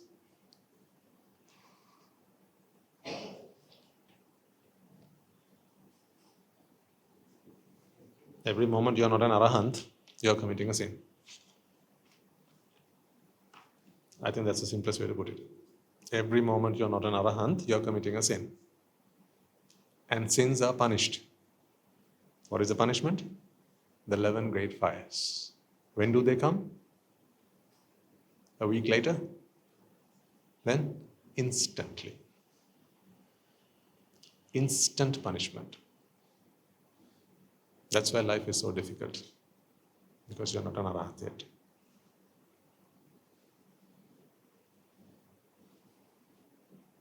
I wish you well, ladies and gentlemen. In my prayers and in my determination, I wish you well. My blessings are for you to be free from this menace. I encourage you to take this noble livelihood, take the noble path, come forth, because this is the only freedom. Everywhere else is just suffering in one form or the other. Those who have suffer because they have to keep them safe. Those who don't have suffer because they don't have them. Therefore, they're both suffering. Only those who don't want are the ones who don't suffer. Tanha jayati soko, tanha jayati bhaya. Bhaya is fear. Fear of protecting those things you have because someone or something might take them from you. Soka is grief because you don't have. So tanha jayati soko, tanha jayati bhaya. Tanha vippa muttassa. To be free from tanha, natti soko kuto bhaya. No fear, no grief. This is the solution. Therefore, freedom from attachment, freedom from tanha is the only path to happiness. Every man and woman who's tried otherwise have failed catastrophically.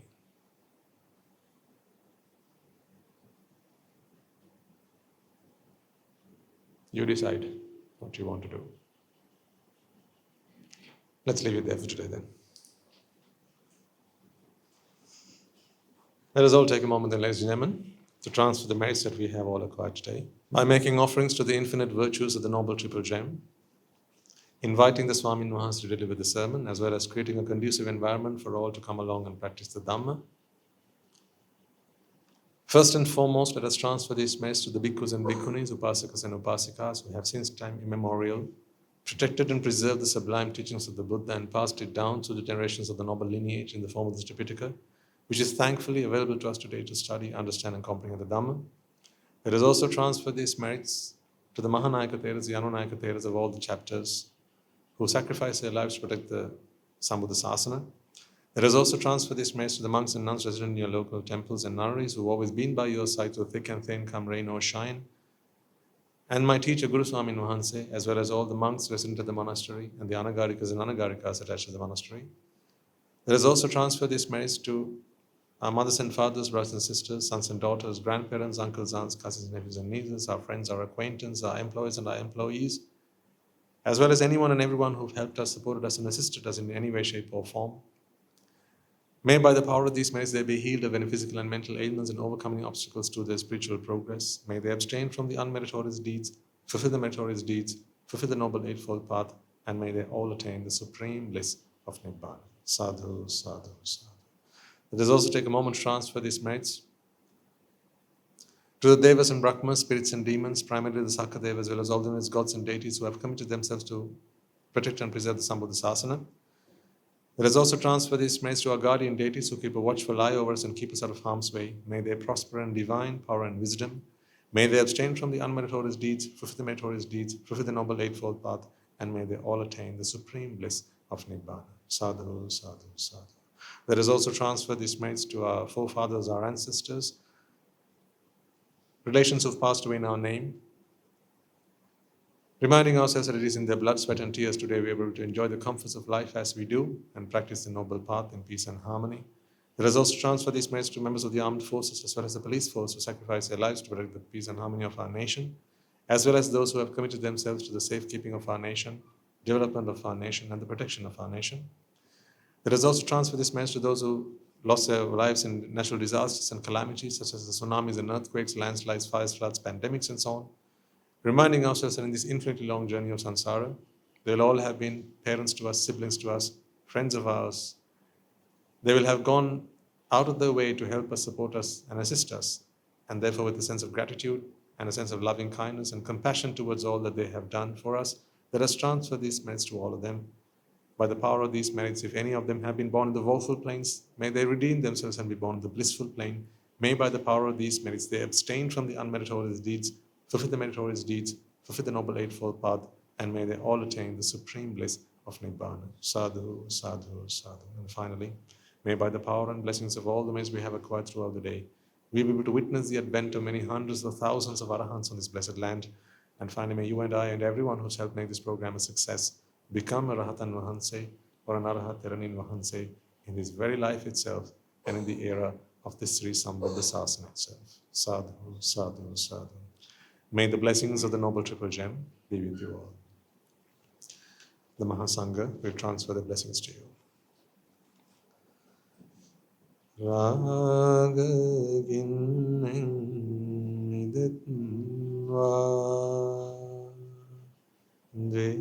Deshaginwa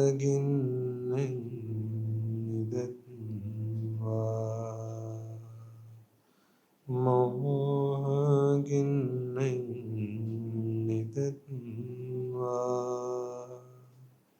Nibbāna Parama Sukhayan Sukhita Taravetva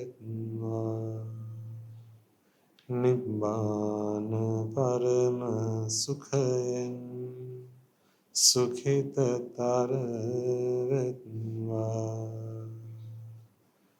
Mamada Siyalu Loka Siyalu Satvayo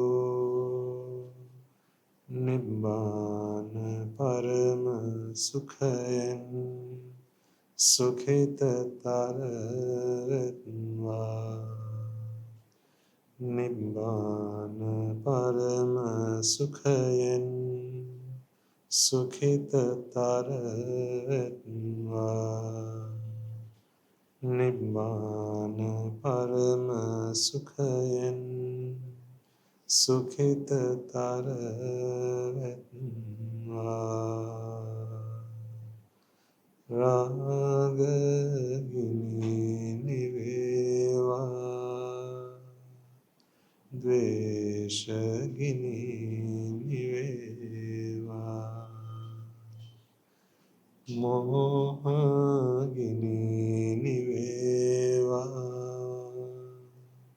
නිවන් සැප ලැබේවා නිවන් සැප ලැබේවා නිවන් සැප ලැබේවා තුන්වන්ගේ සුවිසි අනන්ත මහා ගුණ බෙලෙන් සියලු ලෝක සියලු සත්වයෝම නිබ්බාන පරම සුඛයෙන් සුඛිතතර වෙත්වා සාදු සාදු සාදු